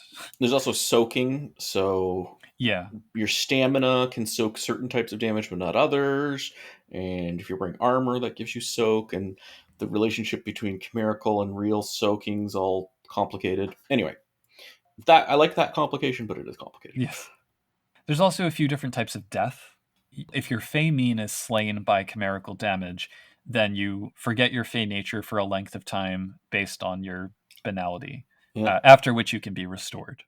Then there's banal death, which is where your fleshy body dies and your soul enters the reincarnation cycle. Or worst of all, Fey death, which is cold iron, and that's a permakill, more or less. I'm unclear what happens if you chimerically die but not mortally die of cold iron. But well, I mean, it damages both at the same time, so I think it's yeah. But if you've already taken chimerical damage but not mortal damage. Oh, I see what you're saying. I would guess that's just a temporary death. And chimerical death. Because if you're down to your last point and then someone just like taps you with a piece of cold iron, I don't know. That seems a little. Although you're now unconscious and maybe bleeding. Yeah. So. And then we end the chapter with some notes on Bedlam. You hear whispers and see visions. There's chaotic chimera all around you. You lose control of your magic. And this comes from spending those imbalance points. Yeah. If all of your willpower becomes imbalanced, you are totally lost to Bedlam, and that's it. You're now an NPC. You don't stop existing necessarily, but you're an NPC. You hey nunny nunny your way into the dreaming. Or you might stick around and mess with people. Well, I was trying to segue into Chapter 7, the dreaming. Yeah. Also, Book 3, Grump. Yes. How about I just read this what is the dreaming bit at the beginning? I think this is a good. So, the dreaming is glamour. Or no, I'm sorry. The dreaming is glamour. Its existence is a reflection of humanity's best aspirations and darkest fears. Everyone is born with the capacity to be a true dreamer, someone that connects with the dreaming and believes in possibilities beyond what lies before them, but with the drive and passion to create and inspire others that penetrates the oppressing forces of banality that surround them. The dreaming taps into their minds and it fuels the true magic that is the lifeblood of the Cathane. Anyone, of any age, can dream, but only the dreamers can actually sustain glamour in the mundane world. All other dreams and fears end up in massive collections of uncontrolled emotions that mix with glamour, which creates zones where new, unstable, and dangerous dreams come to life. The dreaming is more than a metaphysical force that's required to uphold Cathane life and magic or provide defense against the looming long winter. The dreaming is also an entirely different plane of existence where long-lost fairy realms are inhabited by chimera and bygone beasts, alongside Cathane who left or escaped the mundane world. So that's the dreaming. And this whole section on the dreaming is very similar. I'm not sure if there's anything changed. Just stuff maybe left out from the Dreams and Nightmares, which we did a 3-part episode on. So we can briefly give an overview of the dreaming a bit more, but like it's not. We've already sort of covered it. Yeah. And near, far, and deep. Near, far, and deep. magic gets easier, you become more powerful, but the dangers become more there. Chimerical reality and real reality, everything's just real now. Yeah. And if you get to the deep dreaming, everything's really messed up, and you kind of forget who you are, your mundane life while you're there, but remember your Fey life more. Your truest self. The further you go into it, it's a bunch of weird realms, it's giant. Yeah. I would say also, though, it's important to remember ultimately it is a narrative device. Like, you can mess with time and space as much as you need to in the dreaming. Yep. And also importantly, the mists kick in when you enter and leave, so that when you're kind of narrating a dreaming game, you want it to feel like it has that sort of dream logic. And then when they Mm-hmm. leave, even a changeling's memories kind of, most of them will fade, and it feels like a dream that's fading Yep. away. There's a pretty harsh chart based on your banality There of what I'm is. narrating. But I like it because Yep. that's the dreaming. I mean, that's Mm-hmm. some people like to play the game like, oh, let's just go into dreaming and come back. It's like, no, no, no. Yeah. It is almost never a casual jaunt.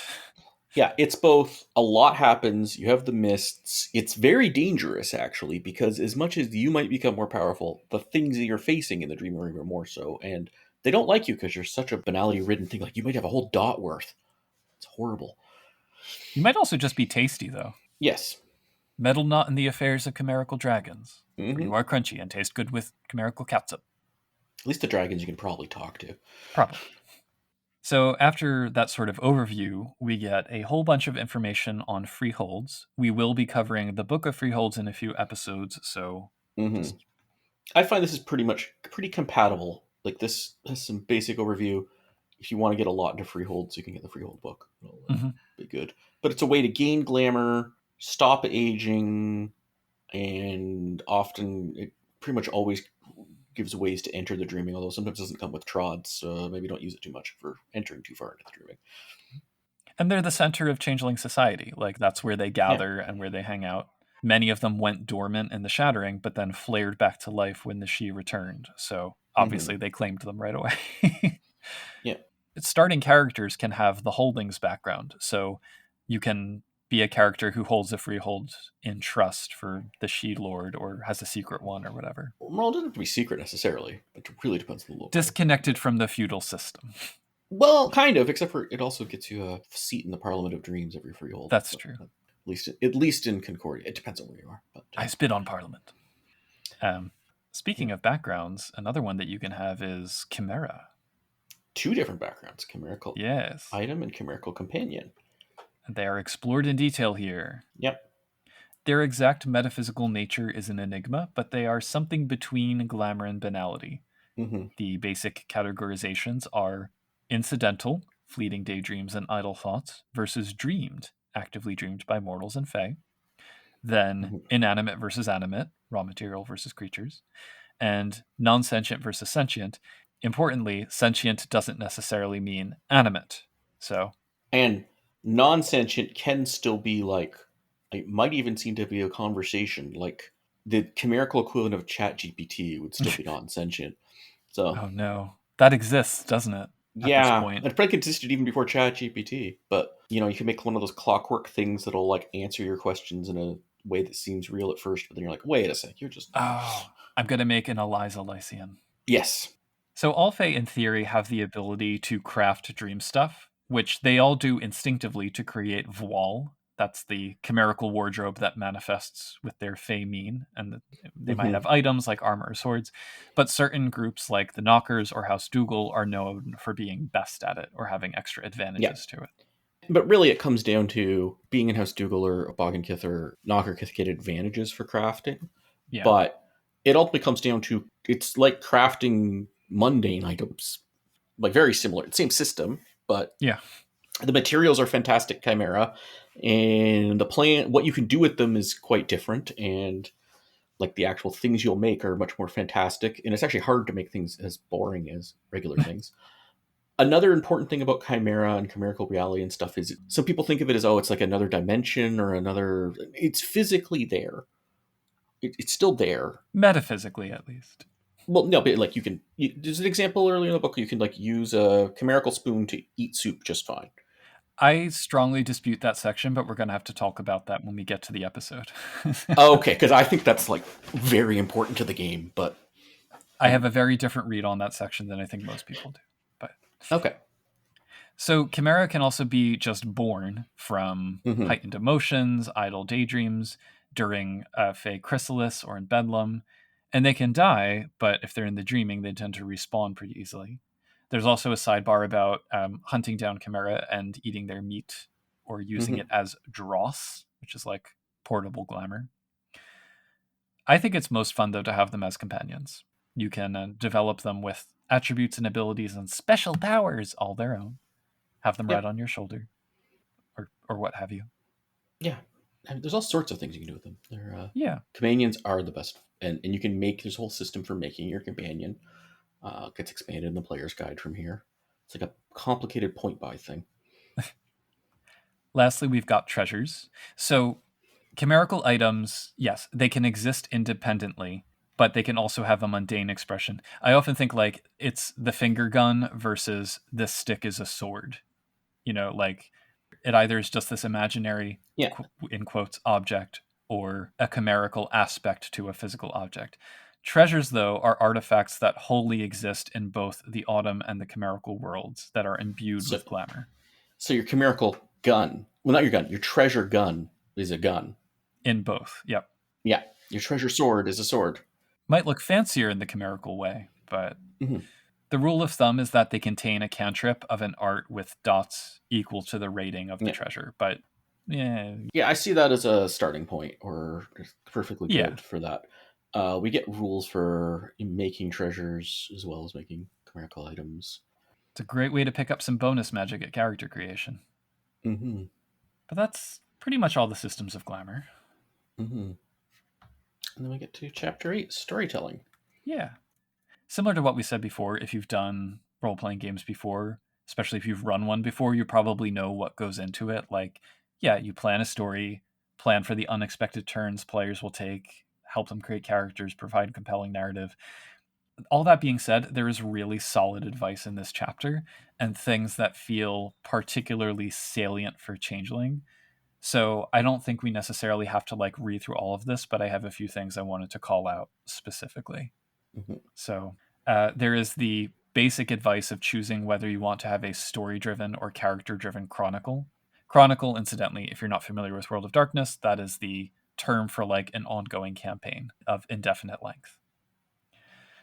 Do group character creation if possible. Embrace flaws within the characters and make connections between them within the group. And then, like you said before, work with your players to develop the setting. What do they want out of it? And ask them questions.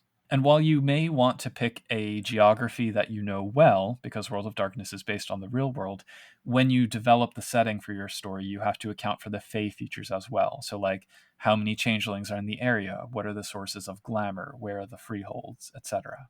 The units of time that are used in World of Darkness games.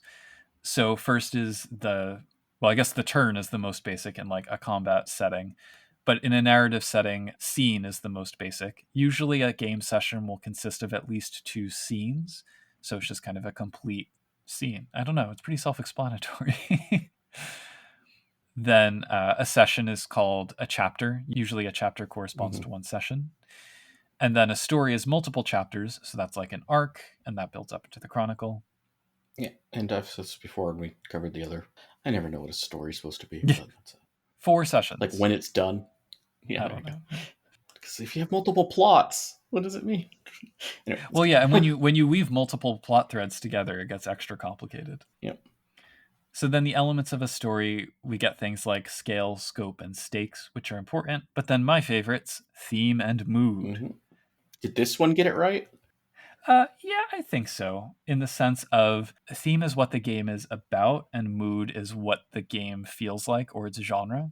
So, like for Changeling, I think the themes are pretty set across the board: balance, duality, determination, self-discovery. But then the mood can vary widely because it can be adventure or horror, romance, thriller, mystery, epic. The original World of Darkness was described as being gothic punk as this combination of theme and mood.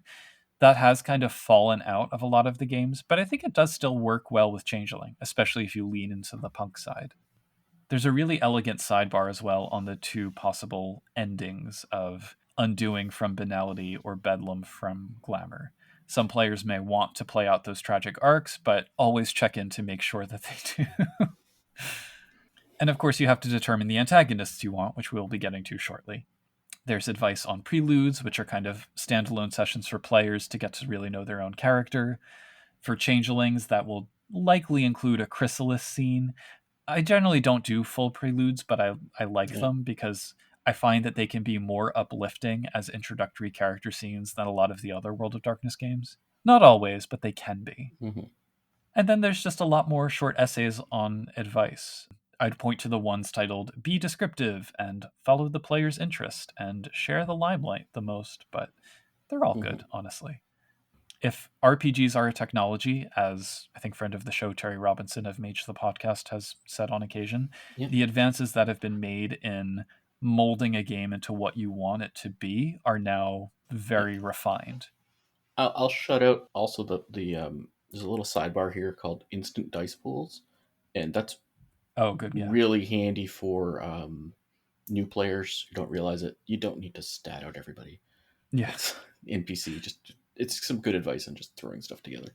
It's good. Yeah. I mean, the one pitfall of this chapter, I would say, is that I don't think it does very well on like the particular weird thematic and mechanical logistics of running a dreaming centered game. Like you kind of need to do a little bit of the lifting yourself there. But Dreams and Nightmares is still an excellent reference for that. So yeah, although if it had I still wish it had something on Session 0. That would have been nice. Well, for that you can listen to our episodes on Session 0 and advanced storytelling techniques. Links in the show notes. Yeah, and this takes us to oh boy, Chapter 9. I'm so confused. It's just an organizational thing. Yeah. So Chapter 9 is part of this Book 3 Grump. And then we have 2 appendices for Galeen. And I don't understand what... Anyway. What goes in Chapter 9, their logic for what goes in Chapter 9 versus what goes in the appendices. I think Chapter 9... Because Chapter 9 is traditionally the antagonist's chapter. Yeah. And so I think the ones in here are meant to be ones that you will confront versus the appendix ones are maybe your character is one of these. Yeah. Although a lot of prodigals aren't. Anyway, sorry, continue. Well, but you can tell because a lot of these, it won't say the player rolls whatever. It says the storyteller rolls. So it's not intended for players. These are intended, right. These are intended for NPCs is a way of putting it. Yeah. So these are all the groups who aren't the core kiths. And I mean, going through this, I'm just combining Chapter 9 and Appendix 1 because it's all the same. Yeah. So starts it with prodigals, just the other game lines. Yeah. So called because the Fae believe that they're Fae who forgot their own origin. The prodigals themselves may disagree. So we have vampires, which are murderous redcaps gone viral. Mages are just dreamers with extra steps. Wraiths seem to be powerful chimera with determination, and werewolves were once cousins of the puka. Also, there are mummies and demons. Oh yeah, they don't have hunters, weirdly. Yeah, just kind of have to assume they exist. Yep. We have nightmare chimera. So we had chimera before, but here's like scary ones. Yeah, they're exactly what they sound like. Divided into the feral, which are dreams of wild animals. Nervosa, born from mortal frustration and paranoia. So, for example, the plague Nervosa. And then Noknitsa, who are primal, nightmarish monsters and cryptids. Also, urban legends as a possible new type of creeper. Yeah, which also includes mannequins, separate from the mannequins we get in the Indian. Okay. Dauntain are, I guess, like the important ones here. And again, in a couple episodes, we'll talk about how they're presented, but they're described here as being Fae who were somehow wrong upon awakening. Scarred souls who are aware of their Fae nature, but compelled to lash out at glamour. Yeah. And they have powers that draw on banality in addition to the usual changeling powers. Yeah, they get a new art. Ruin. And then we get the Autumn people. Yes. High banality humans with powers to weaponize their banality. Yep. These I like the rules for. I wish more people focused on these as the villains, because I think that they are like thematically the more important ones. Yep. Dauntain as well, but... Yeah, I like Autumn people as the villains and Chimera as the sort Anti-heroes? of. No, that's like, well, if you're gonna have chimera, like the Nochnisa Nightmare Chimera, it Yeah. could be like threats, but not recurring villains, if that makes Yeah. sense. I mean, you can do that. Whatever you could do all sorts of ways, but yeah, Yeah, because antagonist has a very specific narrative meaning that yeah, threats doesn't necessarily fall into. So yeah. yeah. The book also lists some of what are called bastions of autumn. These are organizations that channel banality's corrosive power through social media and into the world. The one you'll Mm-hmm. likely hear about from the community the most is the Bellerophon Foundation. These are therapists who pathologize the Fae. But then also the Roots and Leaves Conclave, which is like a parody of Goop, and Renewal and Faith Fellowships, which is Conversion Camp. Yep, and I think they like each other. No. And then we have the Undone, which are like former Fae, like the Alien Hunter example. Well, the ones that have lost themselves to banality for the most part. Yep, Cold Iron Chimera, Banal treasures. and then the Thalane. All right, so the Thalane, these are the kiths that served the Fomorians. After the Tuatha rose and defeated them, they were banished to the nightmare realms of the dreaming. Mm-hmm. They have slowly trickled back ever since, but flooded back during the Evanescence. Many of them are corrupted versions of the core kiths. All of them are meant to be callous, nasty, nightmarish, and monstrous, but not necessarily evil or irredeemable. Yeah. So, And I mean, some of them I mean, I've had people play them in some games. There's definitely Thalane that don't make sense as player characters in any game. There's definitely yeah. other Thalanes that only make players in certain games. And there's some where, like, it might be able to work in a lot of Chronicles, but. And there is a character creation process. It's different, but there Mm-hmm. is one. With the key difference being that instead of a Seelie side, they have a nightmare side. Yep. Did we want to go through all of them? Or No, I don't. I yeah, don't even want to go through any of them. there's a Suffice to say, lot. there's 19 of them. Yeah, there's a lot. Most are twists of either Kithane or other Kiths. I think Yeah. there might be somewhere I just can't figure out if they're twists of anything. There we go. We're done. That'll be next episode. And then we get Darkkin. These are non-Kithane Fae. As a group, they keep described as being the ones that they also fought on the side of the Fomorians, and then there's so many exceptions to them that are not. I think they're interesting, but yeah. Yeah. The key thing is that they stayed in the dreaming and did not generally become changelings, most of them. Mm-hmm. So they're not Seelie and Unseelie. They have 3 courts, sort of ish. Well, they don't have courts. They just have natures. That's true. The Evanescence brought back a wave of these as well, and so generally they possess humans. Mm-hmm. Although some might be changelings by now. I could envision, or more of them. But some have been changelings for a long time. So. But like ones that came back from the Evanescence might now be on the changeling way. So they're still rather new to Earth, so they're more mysterious and alien than directly opposed to the Kithane, I would say. Most Kithane don't really know much about them. But again, we get a whole separate character creation process and 7 more Kiths, or Adine, as the term is. And speaking of more Kiths, Appendix 1, Galain. So we didn't actually talk about Galain as a term, but Kithane used the term Galain to refer to most non-Kithane. It comes from an Irish root word that means foreigner, but the distinction has always been kind of murky. Yeah. I think of it as a political division. I think it also covers what level of Fey realm you use. It does, and I hate that because it's complicated. Well, the C20 Player's Guide gets into this too. We'll get to that. Yeah, we'll get to it. But it's sometimes you have to use Fey 4 instead of Fey 1 or 2. Yeah. For things that are different enough from you. Anyway, we've got the Nunyahi, who are associated with the indigenous peoples of Turtle Island / North America. There's been some debate about their appropriateness in the game. We strongly encourage you to listen to our roundtable episode on the topic for more. I would not cut them out entirely. There are problematic aspects to them, though, still. So the key thing is that they are more in touch with the natural world and the spirit world, which is different from the dreaming, and they can gain glamour from nature as well. Yeah. And they have a complicated relationship with the Kithane against the context of colonial history. 13 Kiths, or 13 families in this case. Mm-hmm. And they have 3 courts, too. Anyway, yeah, it's good. Listen to our Nunyahi episodes. Yeah. The Menehune of Hawaii are presented very similarly in terms of their relationship with nature, spirits, etc., but within the specific context of Hawaiian culture and society. Some of the information shared by both groups is actually located in this section. So here's where we get the epiphanies for like gathering glamour from nature, the mechanics of entering the spirit world, etc. And 4 more Kiths.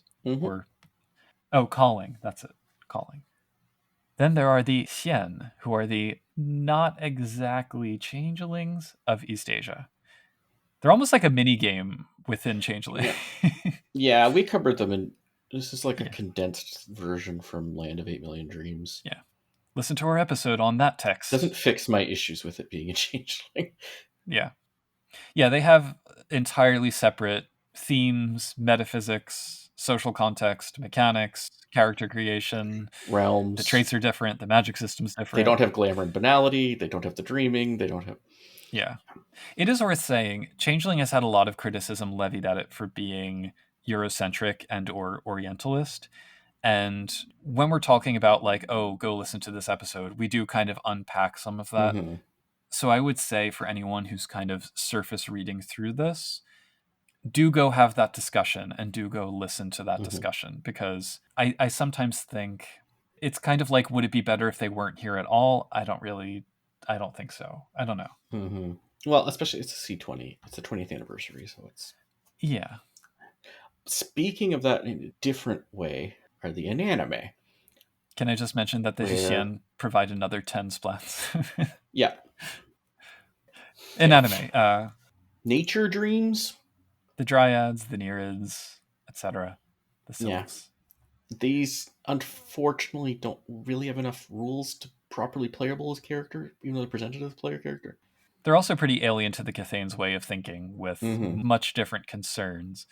But I would say any game that visits the dreaming or a natural setting can slot them in pretty well. And there's definitely more than enough here to use them as NPCs, for sure. Yeah. They're not as heavy a lift as the Xian to integrate into a game, for sure. And then we get a bunch of other Kithane? ?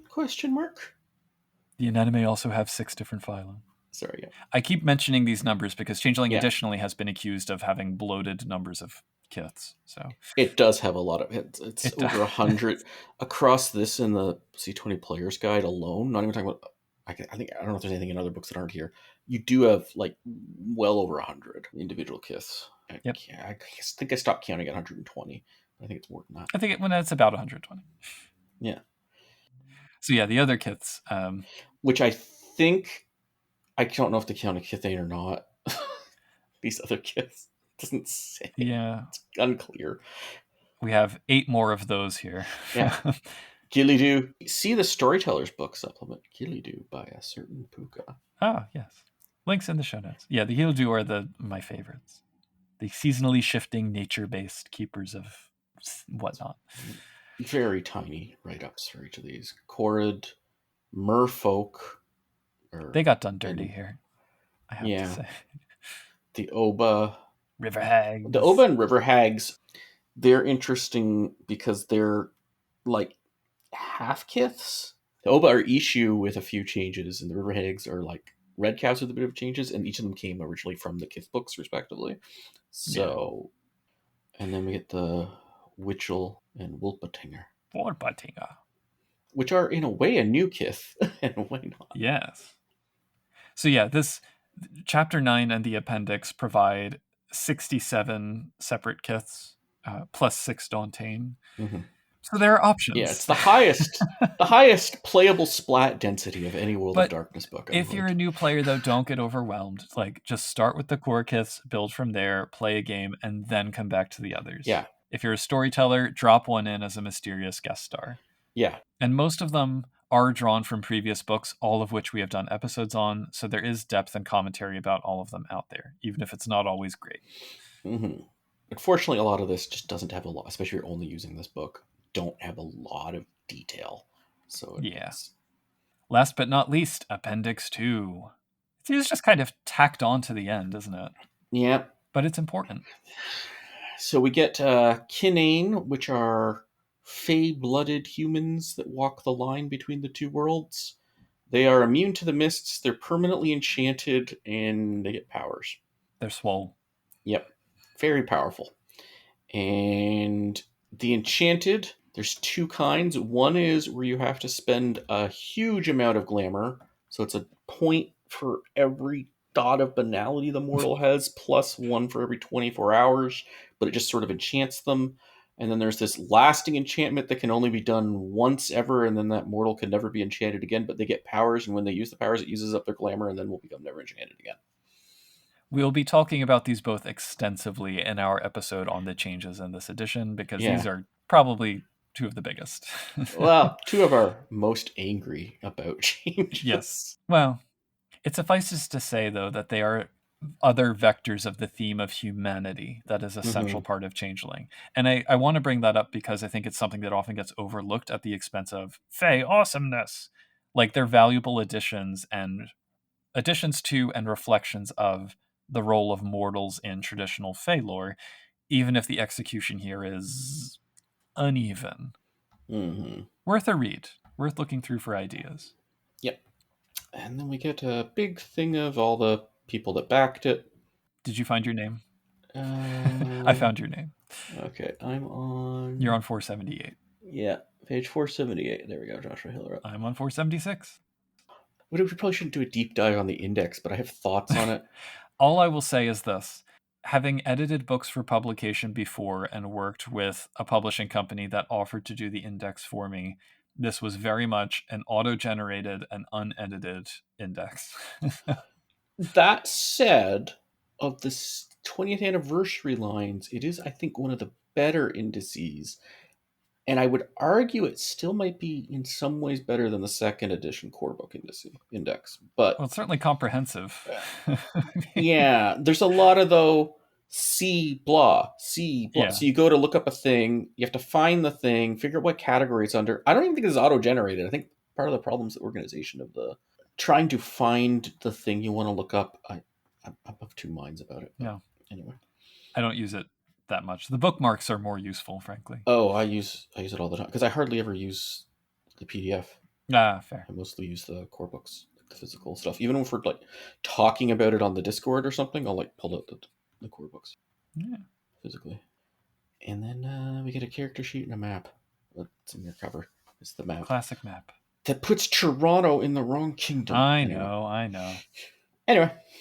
So that's the basics of the C20 core book. That was a quest right there. Yeah. If you are going to run Changeling the Dreaming, I think this is a very good book to have. Yes. Like, this is the most important book to have. Yeah, the essential one, yes. Yes, and not just like, if you're going to run C20. I think, I'm not going to try. If you love running first edition with the bunk cards that you all have and you're just going to keep doing that. Who doesn't? Yeah, just love it. But, like, if somebody's asking me, what Changeling the Dreaming edition should I get? I'd be like, well, this is the core book you should get.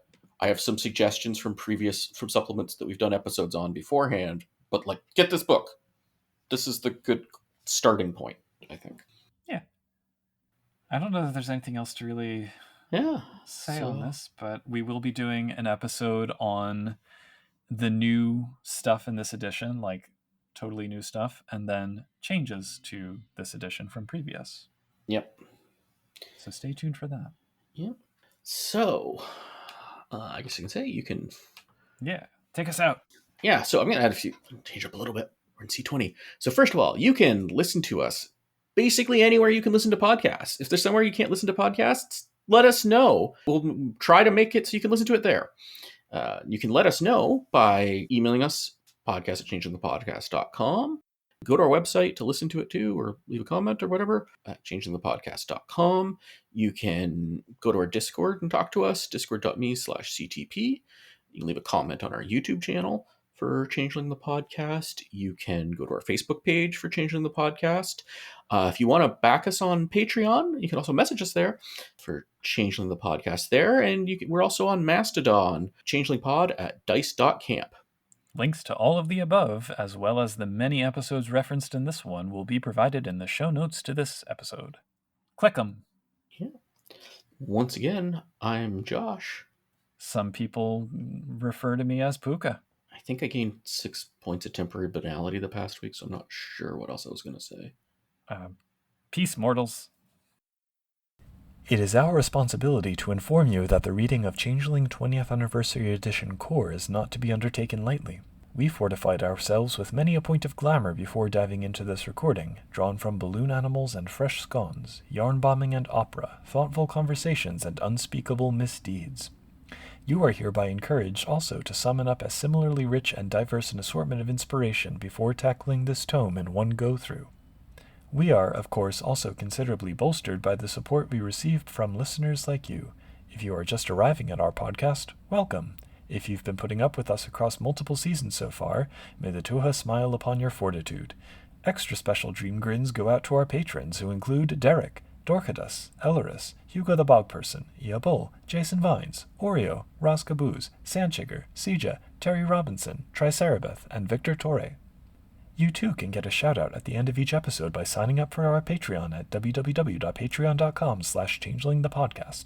We also appreciate reviews on the podcast listening platform of your greatest convenience, and you're always welcome to tell friends and strangers alike about our show. Feel free to stop by our Discord at www.discord.me/ctp to join in conversations about upcoming episodes, projects, and other tidbits related to this game we adore. As the Sealy half of the year dawns, we hope to further tantalize your ears soon. But until then, keep on dreaming.